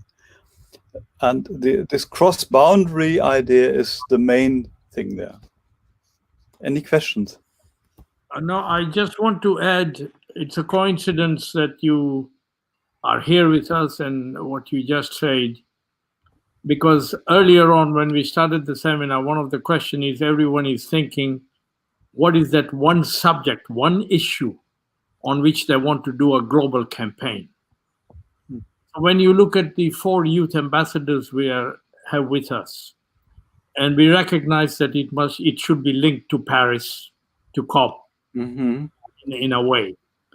We have somebody, Anna, doing oceans, plastic and ocean, which can be said to, because we don't even have the knowledge of what the ocean climate linkage in reality is in the depth of the oceans. So that could be a subject that the regulation and what will be the interaction there. We have Chibeze from Ghana, who shut down the coal power plant in Ghana. Yeah, I read about that. Very good. Yeah. So there, since 2017, when IUCN and Greenpeace started the phasing out of coal, there are 6 countries, Sweden, Germany, UK, just these big, small countries. And they have a target of 2100. But the world has changed with this arrival of the EV cars and the new kind of storage systems. We don't need to wait till 2100. And so something on phasing out climate coal power station. How can the youth start a campaign and follow the footsteps of what Chibeze did? That's the second example. Third example is in the area of climate change, while we make big policies at the national level and so on, the real challenge is at the grassroots levels, what do we do? And the presentation of ASH was driven at the grassroots level, what the movement should be. And the greatest challenge for Kehkashan, who is working on translating SDGs at the local level around the world, Liberia, Bangladesh, and all these places. So it's even Kehkashan brings that knowledge of, she picks climate as one of the sustainable development goals. And so just in today's seminar, by coincidence, we have 4 ambassadors who can link in the media. And the 5th ambassador is Ukpeme, the musician. As we told you that we have to have these events. So this small group, we have this. But of course, this group of youth we have with us are not going to look inside themselves. These are youths at this age, have a network, a very big network, good contact with the government. And I am convinced, I meet them, except for Kehkashan and Anna. Well, Kehkashan, I have not met them, but what we heard today, I can speak for myself, that I would have no second thoughts and making them the ambassadors to go out there and create the teams into the network of documentaries, which they can download also on our system and on iPhones and begin to build up and then do the formal documentary that's necessary for the COP meeting. So please, the rest of you speak now, please. Mahendra, don't you think I just should give this overview on how to involve the youth and not getting lost in the detail? That's why I said speak up. Go ahead. I speak up now. Can you see my slides? Yes. So you see, I worked with youth for 20 years around the Expo. We created with positive networks with the youth of the world, a youth leader magazine. And what I want to present here is how to find orientation and embodiment, because we have lost the youth. They were working and they were struggling, and they were so far ahead already. And with them, we started not only Youth Leader magazine, but Makers for Humanity to really make it concrete. And as we just mentioned, involving all the disciplines, doing joint projects. So the youth are there, but we didn't really link them to the UN, to the civil society, to the foundations. And when preparing this, I said, and this explains a little bit that I'm not an educator. I was just asked with all the futurists of the world 27 years ago to look into how can we bring the issues together, not just local, regional, and global, and across sectors, and how can we come to a joint orientation? And I called it our view of life is too flat. So all these theses, all these preparations, all this is there. At that time, we didn't have color, so they printed it only in black and gray. But what we need, and that is my first thing, is please consider to do it intergenerational, but in a way like the youth did in Germany after the war, not have a monologuing teacher, but they select the teacher and the elder, and then they select another one. So they are having orientation years and orientation workshops to really identify the issues.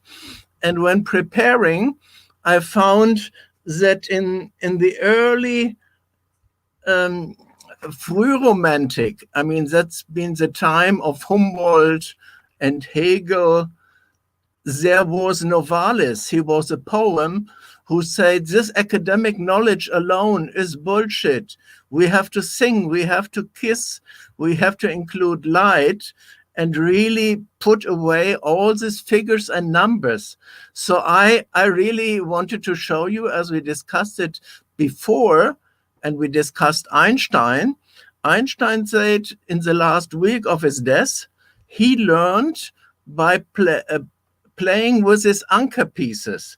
Anchor pieces are like Lego, but that you don't glue them together. You really develop the sensual extensional capacities to see the harmony, the balance, the stability, and really do something together. So Einstein, and that is my mission for you, was a model thinker, an imaginary model thinker. He was not a system scientist, but this is just one piece in a puzzle of systems, but the human capacity is to bring it together.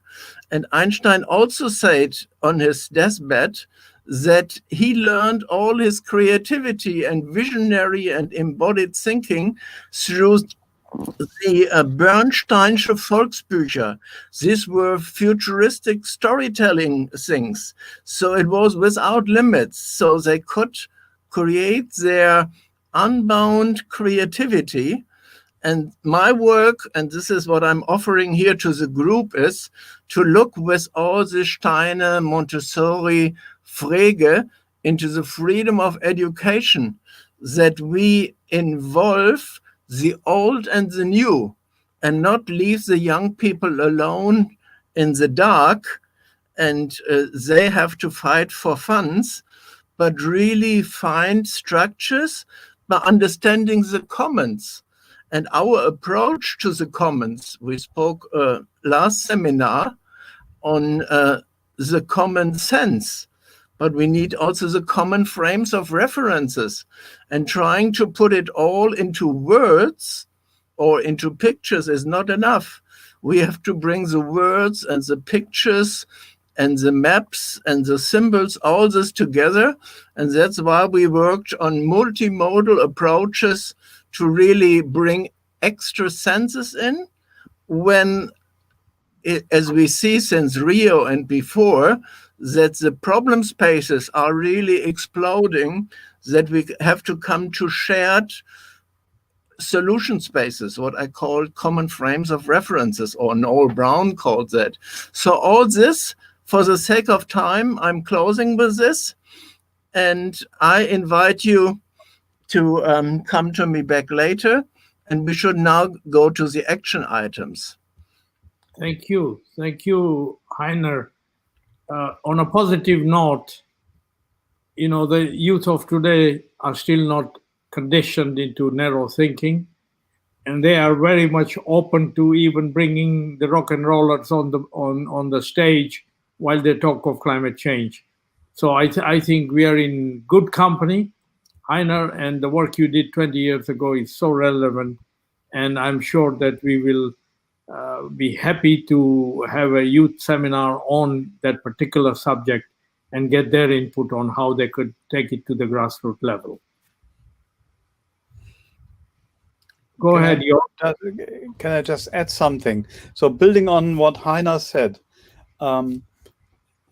in Germany, I'm part of a system, the so-called free day system, which is now trying to invade the educational system.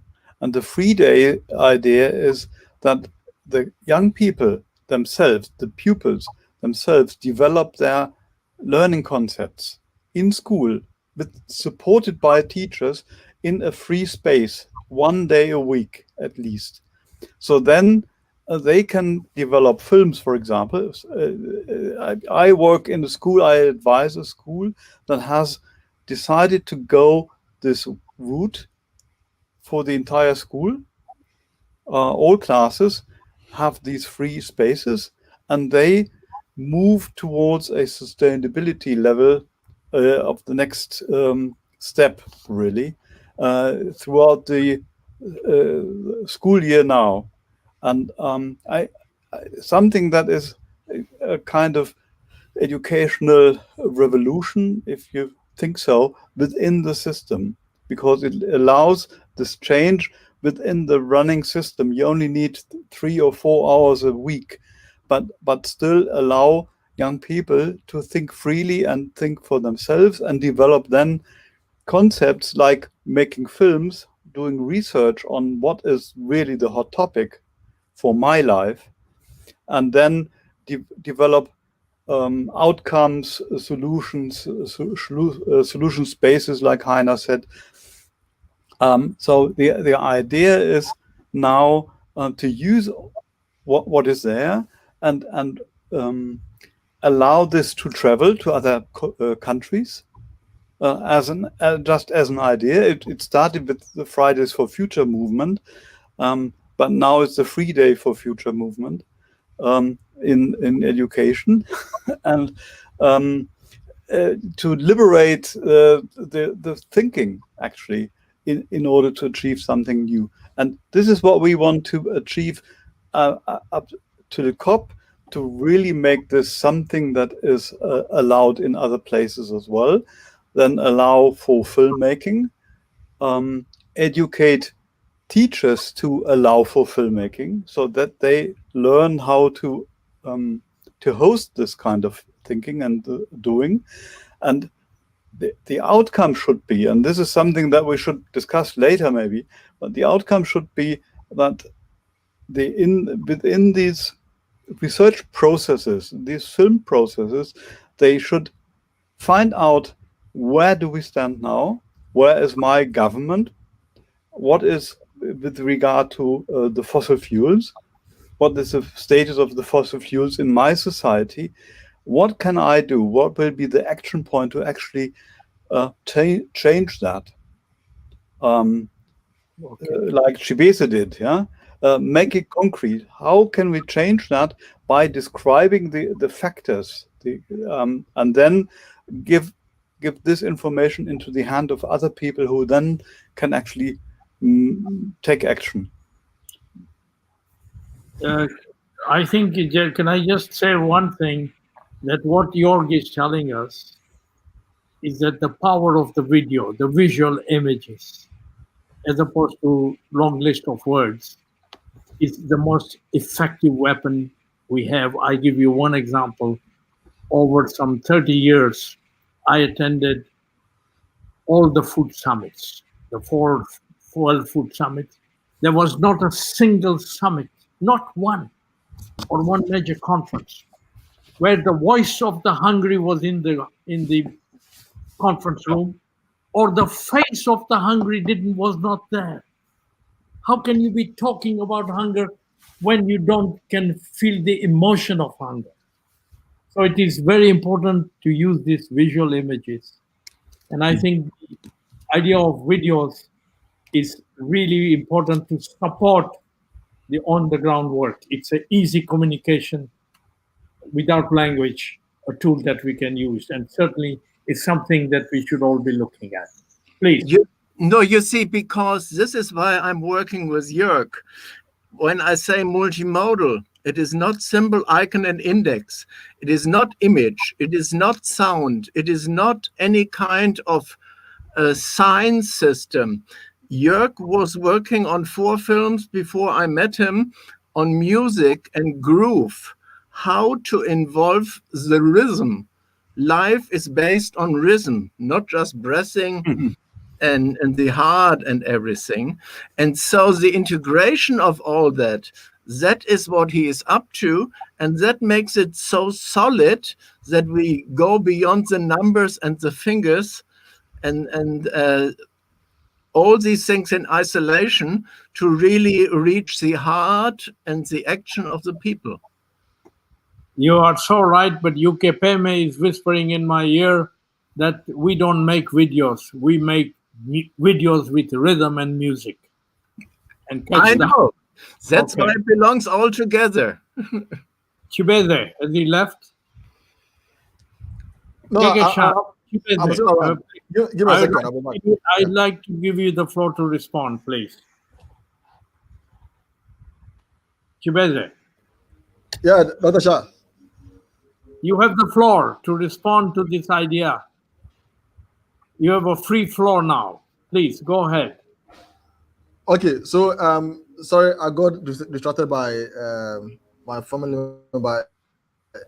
Can I just quickly, is that about what the youth can do? If I can get a question again, please. No, the question, listening to Jörg about this idea of videos to be used as videos with, real videos, real films with music and rhythm and everything, to be used to take for example, your message of phase out call. Can you imagine you go to the villages where they don't speak the language, they don't know, you show the images and you see the feelings, and that's a visual thing is worth 1,000 words, as we say. Yes. I mean, I perfectly agree with that. In fact, even for us as young people, anytime we go to the villages, we use audio visuals, because the people must understand exactly what we mean, so some of them are not on social media. They don't have smartphones, so they are still living in poverty. So what we do is that we use audio visuals with a projection, show them pictures, show them videos, so they can appreciate exactly what you are trying to communicate. So I totally agree with that proposal. Thank you. Anna.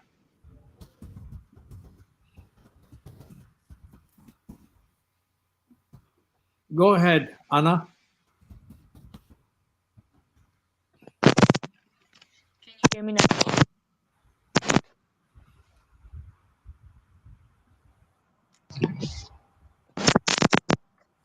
Is this better if I hold my mic like this? Okay, I'll just hold it. So I was saying that I completely agree with the proposal, as it's a really interesting and impactful way to show the issues that are being faced across the world. I think it's also a better way to grow empathy, as Kehkashan was talking about during her talk, right? Once you see what other people are going through, you understand why it's such a big problem.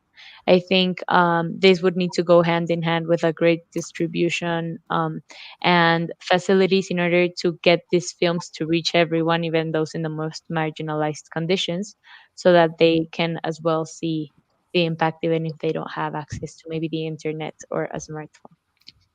Thank you. Ash. Yeah, I was going to say, I think it is one of the most powerful tools to affect change, and I think it has a lot of potential. One is because certainly a number of people are unable to be exposed to the kind of information and communication that perhaps those in cities would be able to access using cyber technology and internet technologies. But also very importantly, I think, visuals have the potential to communicate things that perhaps we would not be able to understand. And I think that, the power of film is something that could really affect change at the grassroots levels in ways that perhaps no other communication can. And I want to share an example. We have actually conducted some work using tools, films in particular, and found that it actually resulted in a snowball effect, because what happened was several people started to use little very simple tech, nothing fancy, not even a fancy cell phone, but just enough to be able to capture visuals. And what we found was that they started to then share these films using their own phones, and then they started to come together in communities and amplify their voices. And this is really how movements happen. And I think that in my own experience, I've seen how films have the ability to do that in terms of grassroots movements, and in terms of moving the minds and hearts and souls of people, where perhaps we can get other technology out, but the moment they're able to see it, they're able to connect with it, and where they're able to be participating in even creating that film and visual, it has even more potential. So I just want to say that I've seen that this has the ability to really create a tremendous ripple effect on the ground. Thank you. Thank you, Kehkashan. Yeah, can I also respond to some of the other points that were made? Yes, you have the floor. Great. Yeah, I completely agree that any type of arts, whether it's visual, creative, or performing, are very important in ensuring that we are able to reach out to the farthest first. And that is exactly what Green Hope Foundation does through Education for Sustainable Development. And as a musician myself, I am very cognizant of the fact that music and art and fashion play a very big role in actually being able to break through the language barriers that exist, and in particular with girls and women that we work with, the social strictures, and actually be able to engage them and allow them to express their views without all of the social barriers that we usually put in place. So, and we use all of these creative modes of communication through Education for Sustainable Development, where striking and shouting slogans will not empower us. Education with skills will. And Dr. Shah, you had asked us before to elaborate on one topic that we focus on, and I'd like to choose Education for Sustainable Development in that regard, where through this we educate the children and youth that we work with about the challenges, and then teach them to take those ground level activities. So currently in Bangladesh, we are working on sustainable agriculture in the rural areas, empowering the women and youth to create circular economies through organic seeds distribution and poultry distribution.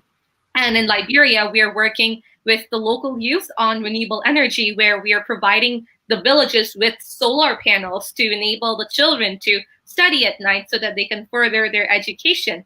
And I know that Helena mentioned nuclear disarmament. So we also work extensively on disarmament education through ESD, trying to dispel the myth that nuclear disarmament is a topic for adults, so that instead of investing in weapons of mass destruction, we invest in clean energy, not fossil fuels and nuclear energy. And that brings with it a whole slew of other problems. We invest in education, sustainable agriculture, and gender parity. So yeah, I think, and I'm really so happy that we are now normalizing the bringing in of the creative modes of communication to ensure that we're actually able to reach out to everyone, in particular vulnerable and marginalized communities. Thank you. The Education for Sustainability, you will find that every element, whether it's agriculture or this or that, they are all interlinked. So your campaign on Education for Sustainability is a global campaign. Yes. As I just very quickly add, you also mentioned that we work extensively on implementing the SDGs at the ground level. And that's exactly what we do to educate people about the interlinkages amongst all of these goals, while at the same time realizing that it's so critical that we localize the SDGs so that we can take into account the unique challenges of regions and communities all across the world. Thank you. Ash, you have your hand up. Yes, I did want to say that I totally agree with you, Kehkashan. And I mean, we've seen this with phenomenal use of. There's actually a field called entertainment education. There's a formal field of education of a field of study called entertainment education today. And in fact, we've been using this extensively, and we found that music and dance have a phenomenal potential, as I mentioned, to really move communities. And one of the most beautiful things about it is that it transcends all language barriers. And the one thing we know is that it's a universal language. It brings people together, and it brings people together in some of the most remotest areas. And we've seen this also with theater. And I want to say that, one of the things that we talked about earlier, and I want to highlight, is participatory communication, because when you start to use forms of communication like this that belong culturally to geographies, you get people involved. And the moment you start to do that, you start to create a movement on the ground, and then you start to talk about issues that belong to the people, and you start to talk about solutions that can be implemented. And really, that's the only sustainable way to implement solutions. You cannot implement solutions where somebody is dependent upon somebody else coming in for X number of days in a year, or once in a year, once in 10 years to do something. So a real sustainable solution is getting people from the specific geographies taking action, and using forms of creative communication and entertainment education are a key. So I just want to say thank you. I really appreciate this discussion. Can you give us your 2 words on your global campaign? What global campaign, Ash? I'm sorry, your voice broke up. Can you say that again, please? Global campaign. We asked it earlier on that each of you will have a 1 or 2 words on ours was education for sustainable development. What is your global campaign? Ours is very much the same. We focus on education. The emphasis is that we use the science of climate change and sustainable development to promote that. And we're very particular about that. But for us, it's education as the basis of what we do. All right. Everything that we do is founded on education. Anna, it has to be a specific issue. Yes, I think the issue I would focus on, which is what the color book focuses on, is climate action at all levels, from personal to global levels, and including everyone in reducing their carbon footprint to become a part of the solution. Okay, so same in line with Anna. We also focus on climate action. In fact, let me say that in Ghana, we have begun a process to develop a youth strategy for climate action in Ghana. So the youth are going to determine how governments and other stakeholders must involve youth in climate action. So that is our key focus moving forward. Thank you. Heiner, 2 words. I would call it cultivating the third eye. We need the exact and fine arts to come together. UNESCO called it cultural expressions. And if we do it in all languages, with rhythm, with music, then we have more than just words and just English. We need the context. Let me, before I go the floor to someone else, my question was a global campaign on major issue which is doable that we are facing. You all talk of climate change and you all talk of education, which is all encompassing. You don't talk about the pandemic through which we are even not through. So the point is, we need global campaign, not because we love it, but we want the world to respond to it. So when you talk phase out coal, that's a specific issue on which people have to respond. It's a global campaign that we don't want to wait till 2100. We need action by 2030 or 2050. Would be wonderful by 2030 to move from 5 to 50 countries. So please think again. We don't have to do it now, but write back to us and think of identifying, not only talk of SDGs and climate change, because that's only a decade away. We don't really have time. But for example, you could say the rights of nature. The United Nations is not even at the table of ecocide. We don't have a frame of what is the right of nature, and we want to criminalize nature. So, and if you look at human rights, which were done 70 years ago, the world, and that was aftermath of the Second World War. This is the 21st century. The world has totally changed. You have human divisiveness in the street. Black Lives Matter. How do we modify the human rights issue? We need to revisit after 70 years. It's not written in Bible that it can never be changed. And the same applies to universal rights of nature. Unless we have it, criminalizing nature means nothing. It's a legal document being drawn up just like the human rights was drawn up by a handful of countries, under 10. It was 6 countries at the table. The United Nations can take great pride today that 192 nations have signed, but we were not at the table. We need to be at the table of the human rights for or the rights of nature. So that's an example. So you need to think deeply, and you cannot expect in a webinar, but please go away and think, what's a doable campaign? I love the campaign to say, phase out coal in not 2100, but we need action by 2030 as a contribution to the Paris Accord. And you don't have to make a concrete contribution because China announced 2060, but you can say our goal is to bring 50 countries from 6 countries. We have taken 3 years to come on board. So let's make a target of 50, 60 countries and we deliver it to COP, the next COP. That as a part of the Paris Accord. So think of some concrete ideas. I think this needs a webinar on itself to deeply think, but this is just to plant the seed that go away and think about it. That how can you, and all of you are working on, the beauty is all of you are working on concrete things, right on the floor. And every day you face the same thing.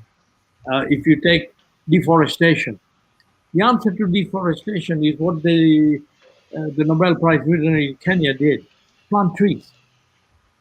Plant trees is an answer. So why doesn't everyone plant a tree on their birthday? What's wrong with that? As an example. Or you take another example, there are so many sad people, elderly people are sad everywhere when they need happiness in their end of their life. They end up in homes. Why not send the youth in urban areas to the elderly homes on a Saturday afternoon and spend 2 hours holding the hand of an older person and speak about nothing, and that person will come alive. Little thing, but this campaign is necessary because the elderly have suffered so much in COVID-19. They cannot be hugged by their grandchildren, and that's what they live for. That was their whole aim in life, for the day they can sit on a chair and hug each grandchild. Nobody cares, and that's not what they deserve.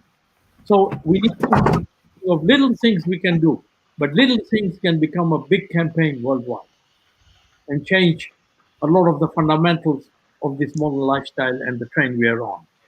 Jorg, you tell us 2 words on a campaign, not on the campaigns you're doing, but beyond that, what would appeal to you as something that can be implemented?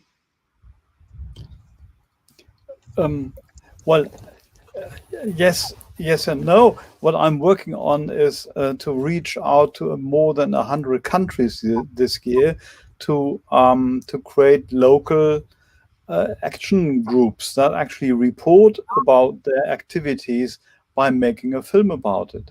And so this is what I was trying to say. I invite you to participate in that and become the local or the topical host for some of these webinars. So that maybe plastic would be a very good example. That's fossil fuels.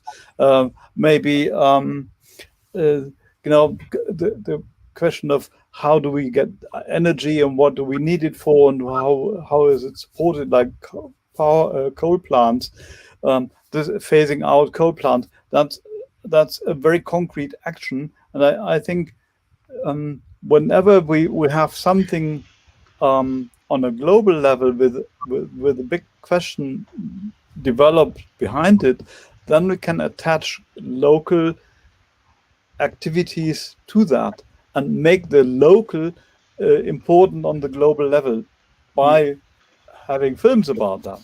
And then we present it at COP, but as I said, at any other event as well. So you can take these films and use them for local action as well. Thank you. So thank you, Jörg. I want to ask Yuri. Yuri, this is exactly the core foundation of Earth Odyssey. It's written in our project document. Please say something about the mobile phone and our worldwide campaign. Yuri? Are you hearing me, Yuri? Yeah. Our whole idea to ask for iPhones or mobile phones around the world to drop the videos to us, and the whole idea to produce our documentary. This is the heart of what Earth Odyssey is about. Yuri, say a few words. Yes, thank you. Yeah, that's right. We started this project thinking about this. How can you communicate worldwide? And especially because now everybody has the technology. Literally everybody has a cell phone, or most of everybody. Even poor countries, some places, the community has a cell phone they can use, they can share. So it's not so difficult for them today to make a small video, a short video, and present to us.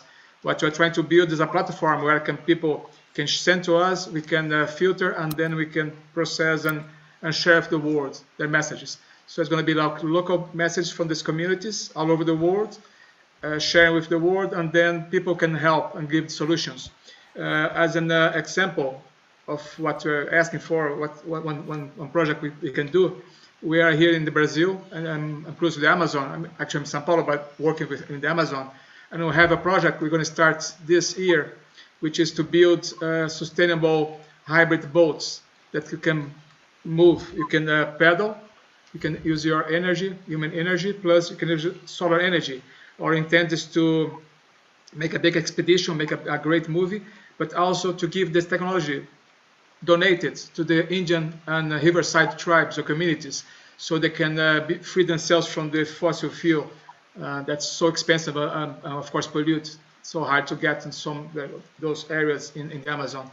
So we intend to build this, to break this technology that's already available but it's expensive, into a kit that's cheap, easy to mount, and very accessible, and then teach the indigenous people and riverside people, poor communities, how they can improve their lives through using these hybrid boats. So that's a good example people can relate to and really cooperate.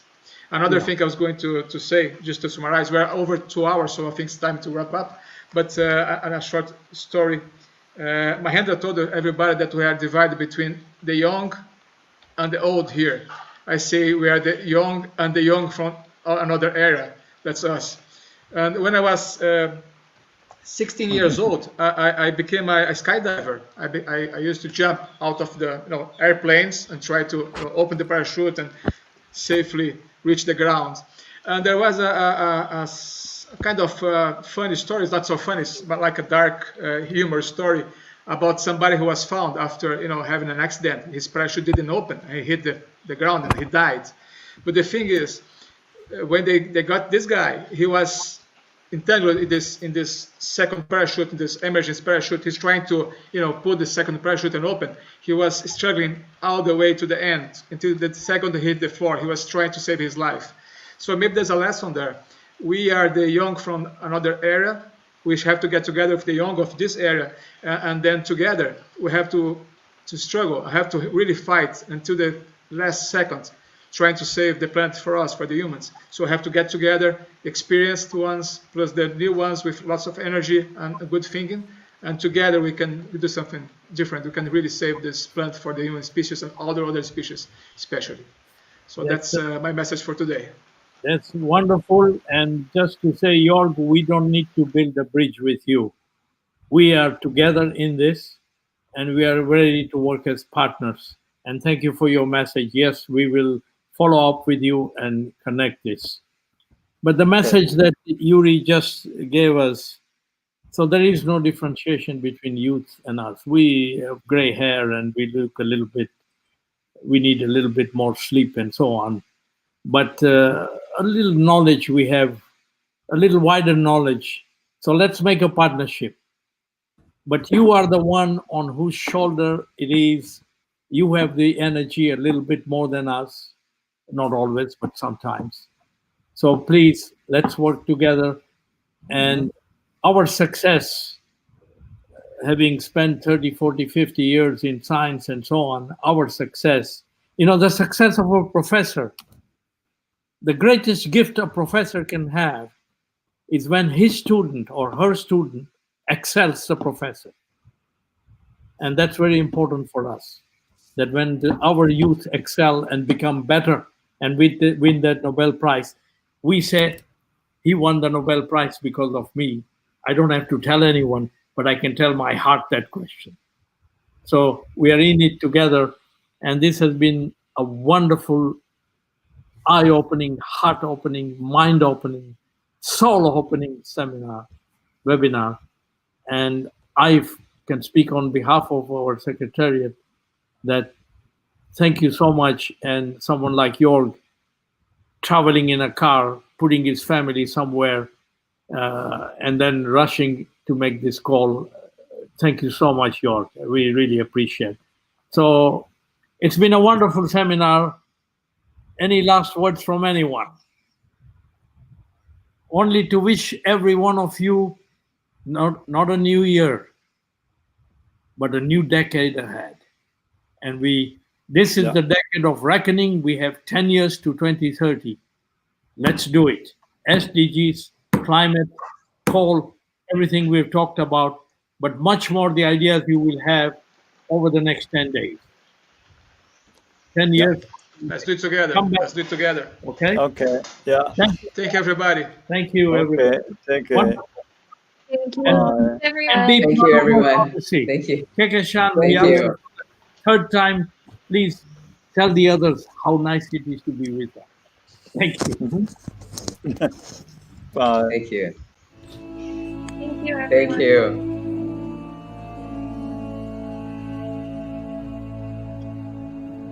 Thank you, everybody. Bye.